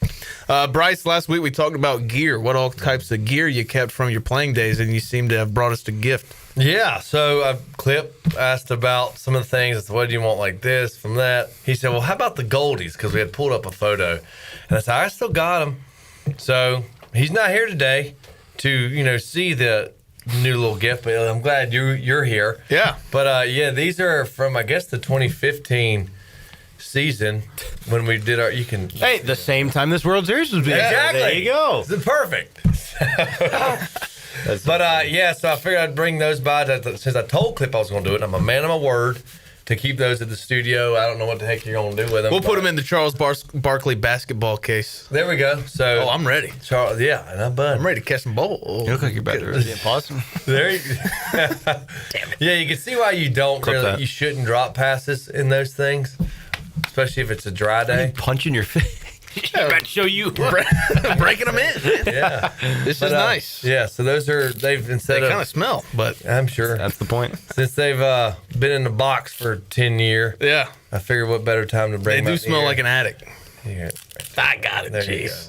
I'll let Clip know that you brought them by. I'll send a picture with him wearing them tomorrow. Yeah. Is it time? No, 6:30. Yeah. So you said 5:30. That's what Google said. What do you want from me? It's probably on Central Time. I'll go to NBC. Maybe they have it on NBC. It is Rockets Thunder, so it's probably Central Time.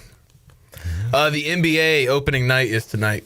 Oh, I got you. And then Round Ball Rock, like the song. Are we gonna get copyright strike if we play that? Yeah, probably. Okay, we can sing it. Our singers We'll play it over break. Yeah. But it is, it's 6:30. That's okay. But NBC hasn't had basketball in like 20, 30, 20? I think 20 years. This is why this is big. Yeah, it's like they're bringing it back. Yeah, they left. I don't really care about the games, to be quite honest with you. I just care about because Michael Jordan's going to be on there. It'll be cool. It'll be sick. Who? Carmelo. Mello. T-Mac. Tracy McGrady? Tracy McGrady, yep. Jamal Crawford? Tracy McGrady, fun fact, favorite player of mine. Really? All time. Is he? Yeah, got a Raptors T-Mac jersey. I feel like Kimba. He played with the Magic too. Kimba and Dame probably for me. Kemba and Dame. Yeah. Yeah. Favorite. I just like Tracy because he's not like, he's pretty low key. Like he's done some crazy stuff. We were talking about on the show yesterday. Frat boys love Tracy McGrady jerseys. I have one. Well, I mean, it's you know what it is? It's not even like Tracy McGrady jerseys. It's the old school Raptors one. Like everybody's got an old school Raptors Vince Carter jersey. I want a purple pinstripe Raptors jersey. So bad. I have a white one. I have a white with black stripes with like the old school with the Tracy McGrady on the back. Awesome. But I want to get like a Rockets one, like an old school Rockets one. That'd be kind of sick. He wasn't good with the Rockets. They have just been terrible with these logo redesigns. Awful. Everything's just a circle. MLB has been bad with it too. Like I want the old Brewers logo. Like they're trying to go back to like old school, and it's like you're kind of doing it wrong. But If you're not gonna do the same exact logo from the '90s, the old school, don't do it. Like the old school Pirates logo in the MLB. Oh, so cool. That's the logo on Clip's purple Pittsburgh Pirates dude. hat. Yeah, pretty cool. Wait, is that? I'll show that. I think that's somebody else who has that hat, not Clip. Maybe Clip I has. love the vintage, the old school. Like the Pirates just have a big P. Like and it's yellow. So like that logo, that's sick. Dude. That's so sick. Yeah. Why would they get rid? That's what I'm saying. I don't understand. Does rebranding like you think bring in more revenue, or do you think people? I think like the originals. I think it's for the youth. They want sleeker, cooler jersey designs. Yeah. So kids are more into it because now But then look at us. Look at all of us in this room. This was like the old. This was the old school Brewers logo that they have now, which is nice. And then the I guess the one that they had in the 2000s, that one's cool too. He's got that little wheat thing right there because they're obviously love beer up there. Like it's disservice. Disservice. I'm with you. I think at least everybody I know, and it seems to be in this room, kind of like the retro, old school, back in the day logos rather than this new soft looking stuff. Like, look at that. That's so cool. As opposed to that, come on.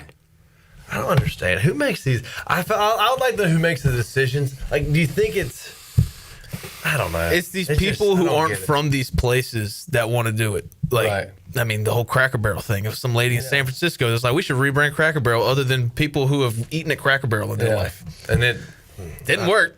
No. Jamie makes a good point with the Celtics and the Pacers having a down year with injuries, but Michael said that he played against McGrady in a scrimmage back in high school when he played for Garner Road because McGrady was at, I guess, Mount Zion in Durham, and he did whatever he wanted, realized there's many levels to the game that he'll never get to. And I'm like, I played pickup once against Harry Giles when he was at Wesleyan. Yeah. So it was like Harry Giles, Quay Parker, they had one more guy, I can't remember his name, but it was like they're throwing lobs to each other off the backboard, and I'm just the white guy in the corner shooting threes. I'm like, I'm never gonna get to that point, but it's cool to watch on person, dude.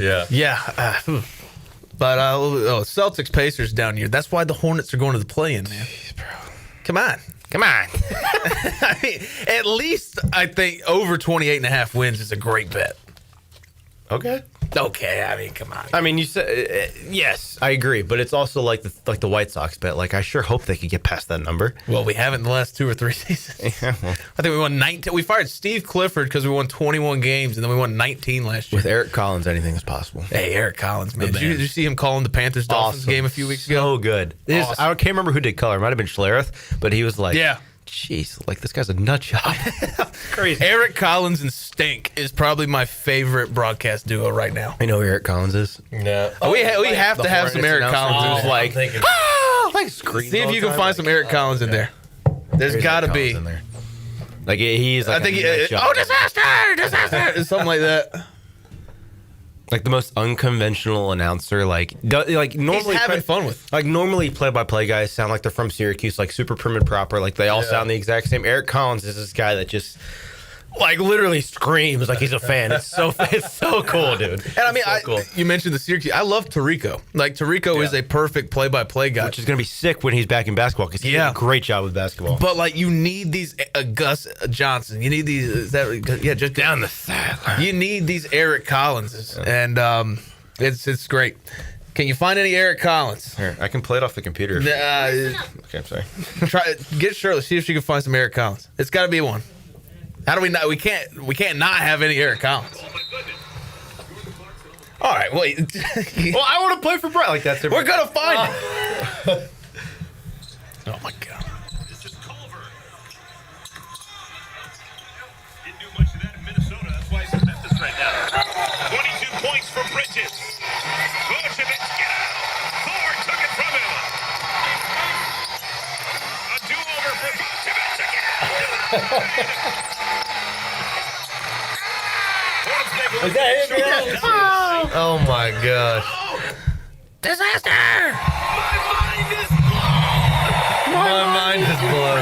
This is terrible radio.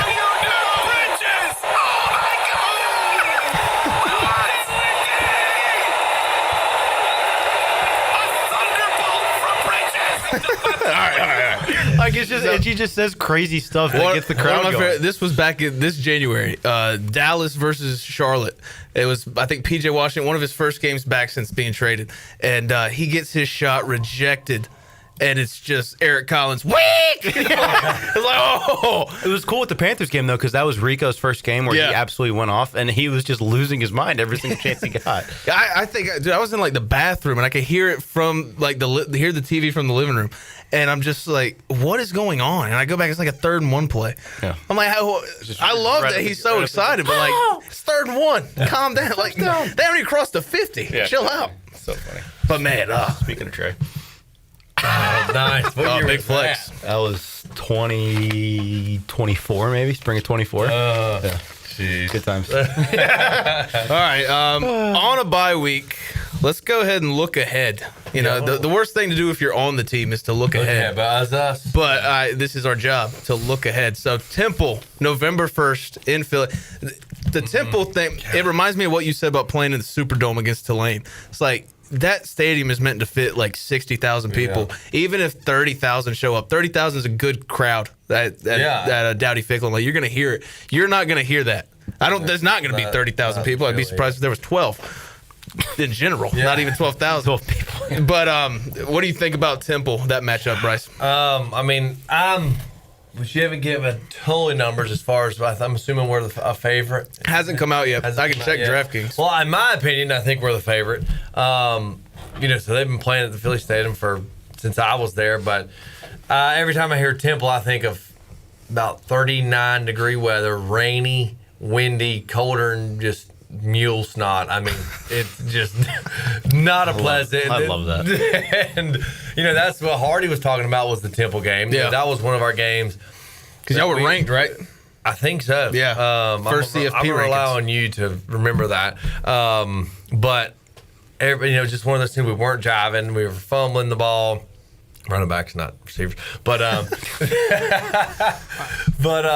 it just was one that just was not a good game. I can't remember what the score was, but I'm hoping there's just a better outcome than it was when we were there, because I think Temple has actually had my number. Yeah, Temple's ever since we played them. We haven't beat them, which is Temple's a frisky team, and it seems like a lot of people think that we could drop that one if we play around. I think we should win, and we can win. Jackson, what you got? I actually remember the game that Bryce is talking had about Eric from Collins Temple. ready. No, they were.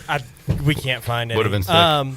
East Carolina was ranked 17th at the time when y'all went to Temple, and I remember this because it was the first time that I ever went to New York City, and I remember sitting in the Rockefeller Center and just being distraught watching that game at lunch because I was so excited because y'all were ranked and it looked like we were going to do something, and then. Yeah. And then all you of a guys sudden didn't. Jeez. It just fell apart in the rain at Temple. You ruined his trip to awful. NYC. I'm sorry, Jackson. The rest of my trip was awful. See after if that. Shirley can find that Eric Collins. And don't speak until you find Eric Collins. Thank you, Jackson, for the reminder. Thank you. That was a good I'm story. sorry I ruined your trip to NYC. It was not. Hey, it wasn't intended. If I knew you were watching, man, I would have tried. Played harder. Maybe even harder. If you would have known that 10 years from now, that kid would be. Oh, I forgot. Yeah, Jackson. Wait, so you would have been what, a teenager? Sure. Jackson? No. How old are you? What are you? 10, Let's see. 11. Unless you found Eric Collins. I said not to speak. I'm kidding. You would have been what, 12? Yeah. Sure. All right. That's our dynamic. That's how. Jack's like, you know what? Kick Yeah.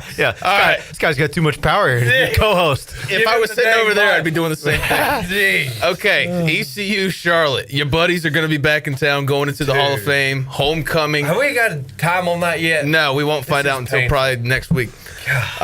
East Carolina and Charlotte. I said to Brian Bailey earlier, this is a dumb take, but like 1-4 in November, nobody's happy, but that one better be Charlotte. Oh, my God. You have to at least beat Charlotte in the month of November. Holy cow. I think you lose the fan base if you lose to Charlotte. Dude, certainly we're going to get it back. We're in Daddy Ficklin. My goodness, they've had our number for the past, 2 years. 2-0. Those are two bad teams that we've lost to, and this one's even worse. I mean, son of a gun. Certainly not. I'm obviously thinking we're going to win. We're going to be like maybe Bailey said 2 or 3 touchdown favorite, and I think 3. Dude, I hope we freaking just rail it. I hope we're up by 3 touchdowns with 4 minutes to go in the fourth quarter, and we're still airing it out. Yeah. Like, I want to just take it and Correct. You know what I'm saying? I agree. So obviously you're going to pick the Pirates in every game. Yeah. Danny, you think 2 in a row coming up with Temple and Charlotte? God, I hope so. Yeah. Okay, well, I mean, Temple's a frisky team, man. They gave Navy a run for their money. But Yeah, Pirates, and Pirates Navy's undefeated. I don't think Danny's been in here since we've done predictions. What's your mindset? I mean, if it's baseball season, you're like, of course. You say we're going to win. We're going to win. So are you like that with our football team? Yeah. Like, okay. I think, what did I say? I was. You said 9-3 because you said 3-0, 0-3, 6-0. I thought they were going to lose. Hey, hell yeah. So he's a win. Well, you're 12-0 every season. That's true. He at least said 9-3. I said we were going to beat State, win the next 2, whoever we play, Camel and whoever it was. Yeah. And they were going to lose. Coastal. They were going to lose Army, Tulane, and what was the other one? You said BYU, Army, Tulane. Losses, and then we were going to win out. Right. Oh, dang. And we'll see if that. I think we get Temple and Charlotte. Then we have the big one at home against Memphis. I think they beat them. After Saturday, Memphis is not scary. Well, Tulane's not scary. If you're gonna be, if you're gonna be like, play well against if you're gonna be like, this team probably gonna get us. It's South Florida, and we don't play them unless we're in the conference championship. Yeah. So I mean, there is nothing. Memphis at home, dude. Like that's going to be a big game, especially if they're ranked. That is a very big game. I like it. I like it a lot. If we just come out on fire like we did against Army. That's what I'm saying, dude. It's like we got it. That's what's painful. It's like we see how prolific or whatever we can say. Yeah, exactly. And it drives me crazy when we don't do that. Like, setting the tone in the first quarter is so important because that's the thing is like we've seen how good they can be. It's just consistency with it for sure. All right, and then last 2 on the road for both of them, UTSA and FAU. I think both are wins. If anything concerns me, it's just that Jeff Traylor's a good coach.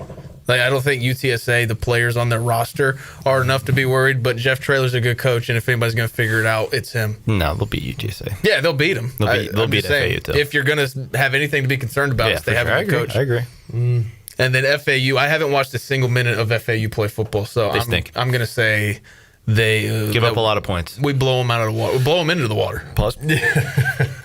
So yeah, 9-3 is where I got. Yeah, 9-3, 9-3. I love it. 9-3. Yeah. I mean, the floor being 7-5, but I think it's more realistic. The fellas are going to be bowl eligible, and we're gonna be riding high going into the postseason. Now I just hope it's an early or late bowl game. Don't put me in the middle to where I have to miss ECU basketball at North Carolina. The one question I have is, do we still have a path to the championship game or no?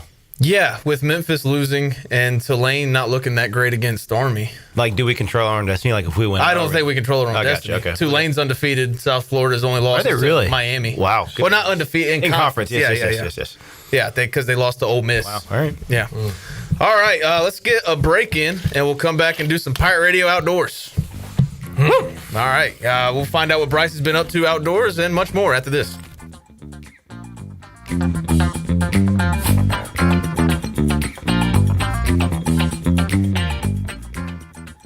For pest control that packs a punch, BAM! Call on the experts at BAM Pest Control. Attention Greenville, BAM Pest Control is here to protect what matters most, whether it's your business, your home, or your peace of mind. They don't just eliminate pests, they knock them out. BAM Pest Control is #1 in insect control, rodent control, and yard services like fire ants and mosquitoes. BAM! You're insect-free, safe, and comfortable. Call the experts at BAM Pest Control on Hooker Road in Greenville, 252-751-3160. BAM! Hi, this is Will Bell, and I'm running for Greenville City Council at large. Let me be clear. My opponent voted for a tax rate that caused the highest tax bills in Greenville's history, hurting families and small businesses.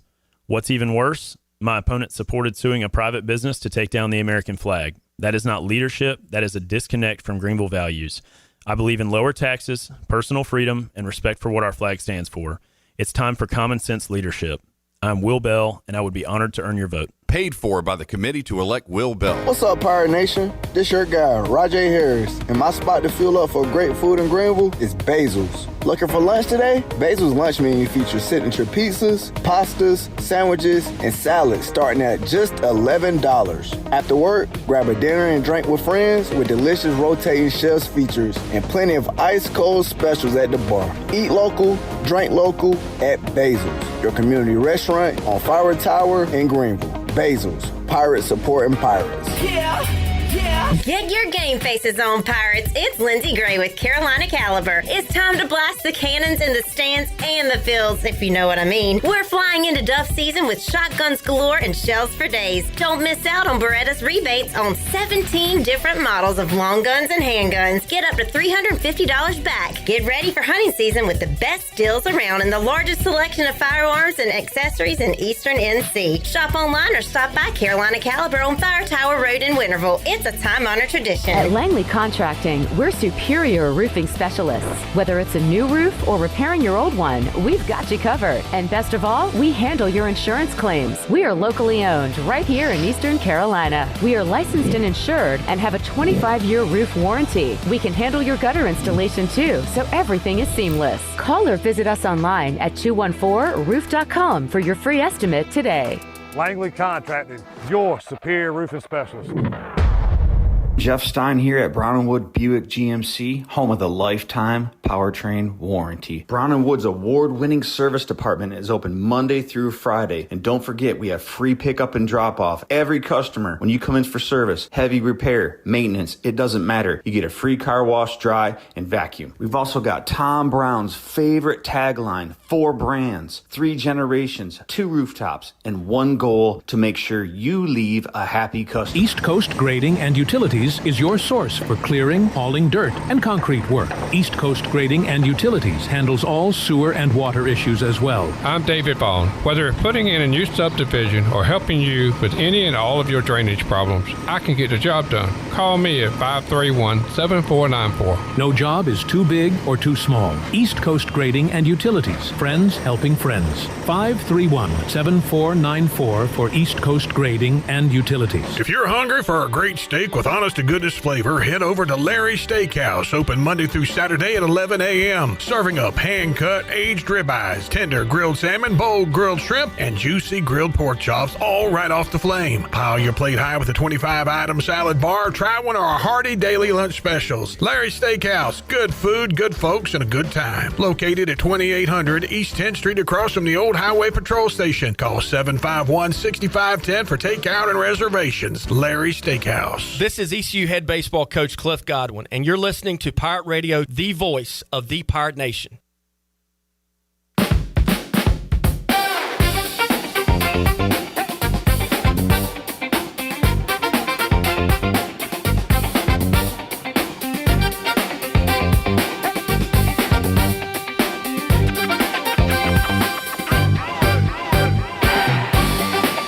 You're listening to Hour 3 of Pirate Radio Live. This hour of PRL is brought to you by Bud Light, reminding Pirate fans to stay in the game and drink responsibly. Bud Light, proudly distributed by Carolina Eagle Distributing since 1989. Now, back to the show. And welcome back in. Pirate Nation, your dream home starts with an unshakable foundation. At Unshakable Builders, they don't just build houses, they build trust. From blueprint to keys, their expert team is with you every step of the way. You dream it, they build it. Visit unshakablebuilders.com to start your journey home the right way. Unshakable Builders, build on a solid foundation. Now let's take it back in. Here's J-Bone. We're on the air, Danny. Sorry. We're live, pal. We had 4 minutes for you to make a phone call. I know, hold on. And now he calls. Instead of chit-chatting with Bryce, you can make that phone call. All right, let's go Pirate Radio Outdoors. Bryce, what you been up to?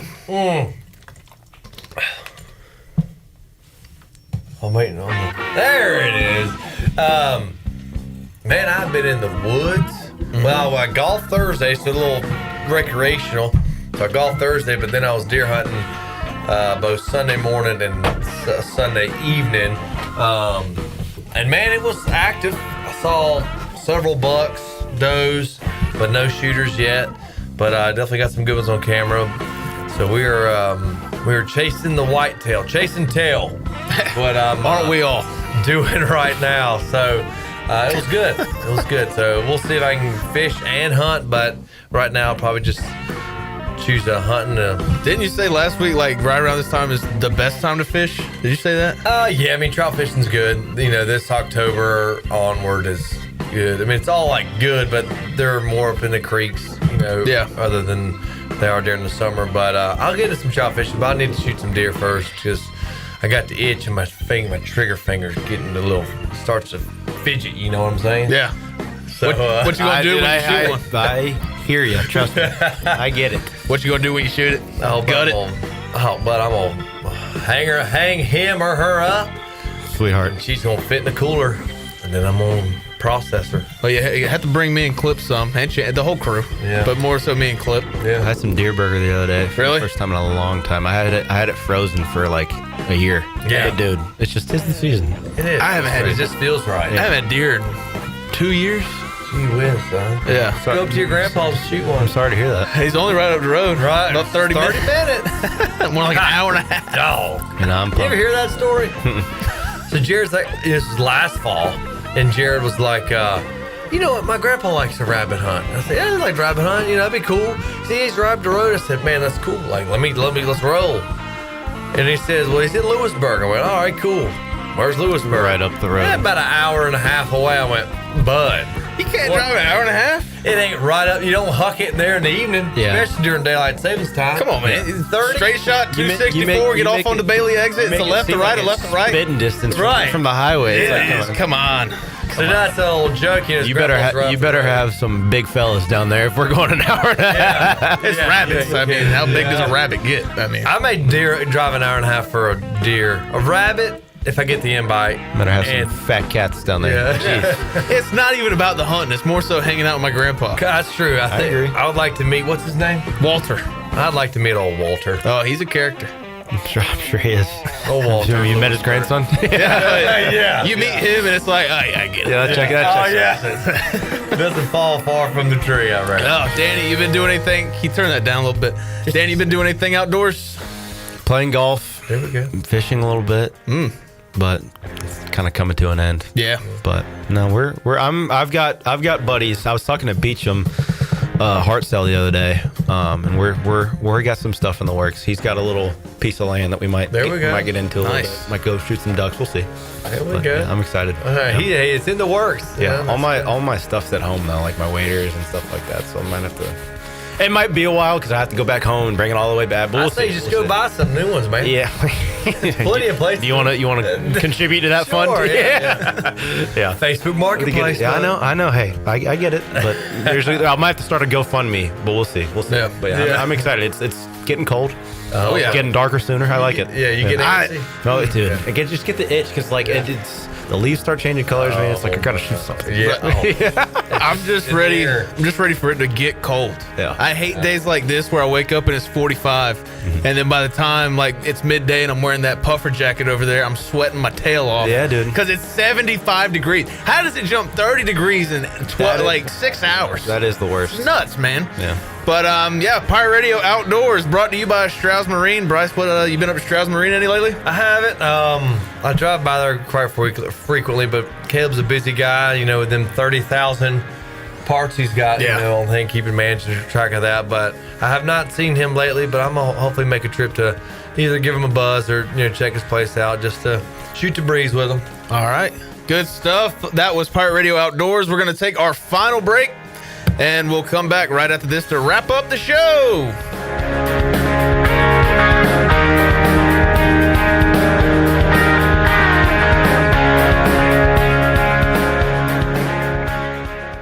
I'm Nick White, and I approve this message. Nick White believes Greenville's future is bright, but City Council is distracted by sending $400,000 out of state for a human resources study, distracted by fringe issues while hiking property taxes, and distracted by our nation's flag burning $30,000 trying to bring it down. Our priorities are simple. Fix the roads, recruit industry, pick up the trash, and when disaster strikes, respond fast. Show up for Nick White in District 4, paid for by the Committee to Elect Select Nick White. When it comes to protecting your home, don't gamble with just any roofer. Trust the pros at the Boone Group Roofing. Locally owned by Toot Boone, they've been serving all of Eastern North Carolina with honest, high-quality roofing you can count on. They offer no money down, and every job is backed by a 5-year workmanship warranty because your roof should be done right the first time. Don't wait. Call today at 252-714-0021 for a roof that's built to last and service you can trust. The Boone Group Roofing is on top of their game. The Toot Boone Boogie.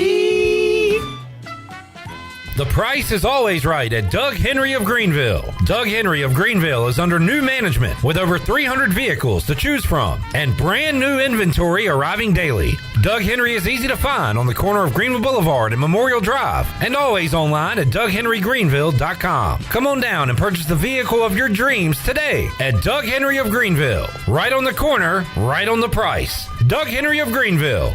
Go Pirates! Hey Pirate Nation, this is Caroline Cook, and if you need an experienced realtor from Eastern North Carolina that was born a pirate, then give me a call. I'm committed to helping you find your dream home, selling your property for the best possible price, and providing top-notch real estate services. I pride myself on local knowledge, professionalism, and commitment to exceeding your expectations. Explore my website, CarolineCookHomes.com, to learn more about the services I provide and the properties I have to offer. Start your real estate journey today by calling 341-1992. Go Pirates. At National Finance, we're all about hometown support, just like ECU football. National Finance helps us win on and off the field. They've got your back when you need it most. Fast, easy personal loans for life's big plays. And just like us, they're committed to Eastern North Carolina. National Finance, proud supporters of ECU athletics. Visit nfcmoney.com for loans as fast as today. Hey, Pirate fans, I know you'd do anything for a win on game day and an ice-cold Bud Light. Because whether you're tailgating in the parking lot or parked on the couch, sitting on your lucky stool at the bar, or standing in the fan section all game long, the clean, crisp taste of Bud Light turns a win into a win-win. A win isn't a win without the clean, crisp taste of Bud Light. And there's nothing easier to enjoy than that. Bud Light, easy to drink, easy to enjoy. Enjoy responsibly. Anheuser-Busch, Bud Light Beer, St. Louis, Missouri. Proudly distributed locally by Carolina Eagle Distributing since 1989. Want to make your day better? You can now order 2 large original crust one-topping pizzas from Papa John's for only $9.99 each. Take advantage of this awesome carry-out special now by logging on to papajohns.com and make today a pizza day for only $9.99 each. Papa John's is the MVP move for game day or any day. Place your order online at papajohns.com and sign up for Papa Rewards and start earning points for your favorite menu items. Go Pirates! Are you tired of dealing with IT headaches? Does this sound familiar? Phones, Wi-Fi, or email always acting up? Are you afraid of phishing scams, data breaches, or ransomware attacks? Every minute your systems are down, you're losing money. If you're nodding your head, it's time to call cybersharks.net. We handle IT so you can focus on growing your business. Fast, reliable, and always there when you need us. Call 321-7800 today and get IT support that actually works. Cybersharks.net. We keep your business swimming. This is Zach Agnos, and you're listening to Pirate Radio, the voice of the Pirate Nation.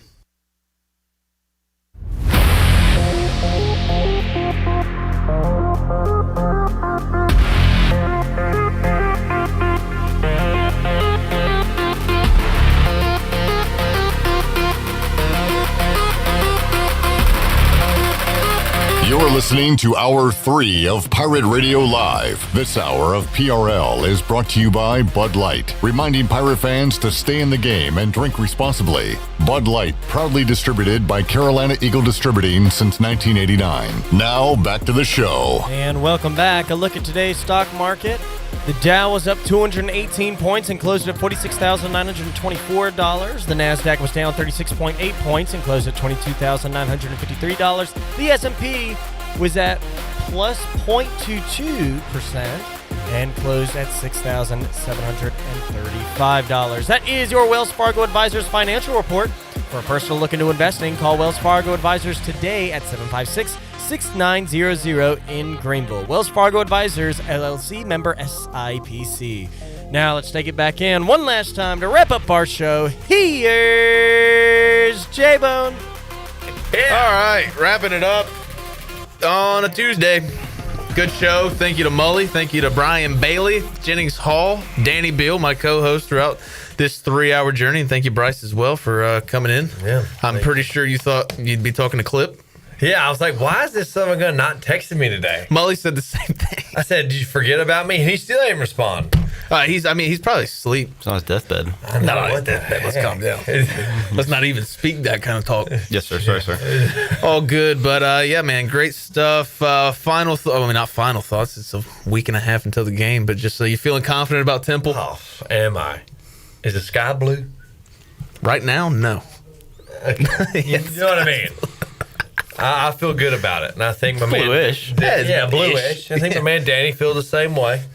I hope. Yeah, I mean, we're beating Dubs, brother. Yeah, we're gonna eat them. We're gonna beat. Yeah, like Jameis. Yeah. And speaking of beating teams, I told you I'd find us a path to 20 wins. Well, couldn't do it. I found a path to 31 wins. We're gonna win them all. ECU basketball winning them all. There we go. I think we can at least start 5-0. I found the Bryce Williams of basketball. There we go. I think we can at least start, not at least, but I think we can start 5-0. Georgia Southern, Richmond, Elizabeth City State, Charleston Southern. A tough one on the road. Say we can beat Carolina. Say it. A tough one on the road at UNCW. If it was last year's teams, I'd say we could beat Carolina. This year's teams, I'm not too sure. They're going to be just as bad. Who? Carolina? Okay, then we're winning by 80. Like 80 in the Dean Dome? Dude, Jeez. December 22nd, Monday night, 8 o'clock, ACC Network. It doesn't get much better than that. Unless you're talking Thanksgiving at noon on FS1 against the Bonnies. This schedule is awesome. I do like it. I do like it. There's nothing, I mean, because the NFL games are going to kick off at noon. You're going to have Lions, whoever. Split screen with East Carolina. I like it. I told you I liked it. And I mean, Mike Schwartz versus Tom Izzo might be one of my favorite coaching matchups of all time. That handshake post game, no matter what the score says. I'm not going to be there, but I know a media person who will be there, and I just want to hear how much respect Mike Schwartz has for Tom Izzo. So much respect for Tom Izzo. I want him to come out and be like, hey, this ain't March, brother. This ain't March, brother. We whooped your Spartan ace. Yes. But yeah, fun day at Basketball Media Day. 2 weeks on the David Price Construction countdown to tip-off.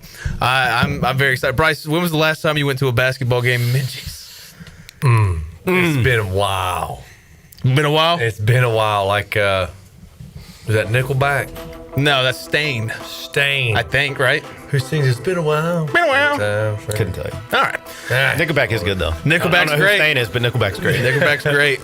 Danny, thank you so much. No problem. Glad I could help out. Hope you see you more often, man. Let's grab a beer. Yeah. I'm in. Let's grab multiple beers. I'm always in. From where? Overtime Tavern. There we go. Or any of the great establishments. Hey, how's it going? I don't know that guy. Eagle Distributing. What up, cuz? All right, that's been the show. Thank you so much for everybody listening. Thank you, Bryce. Thank you for having me. Great hour. Great good. talk. Fun talk. And once again, thank you, Danny Beal, for helping me out along the way. I've been J-Bone. Jeff Charles, take us home. Have a great night, Eastern Carolina. Thanks for listening to Pirate Radio Live, an exclusive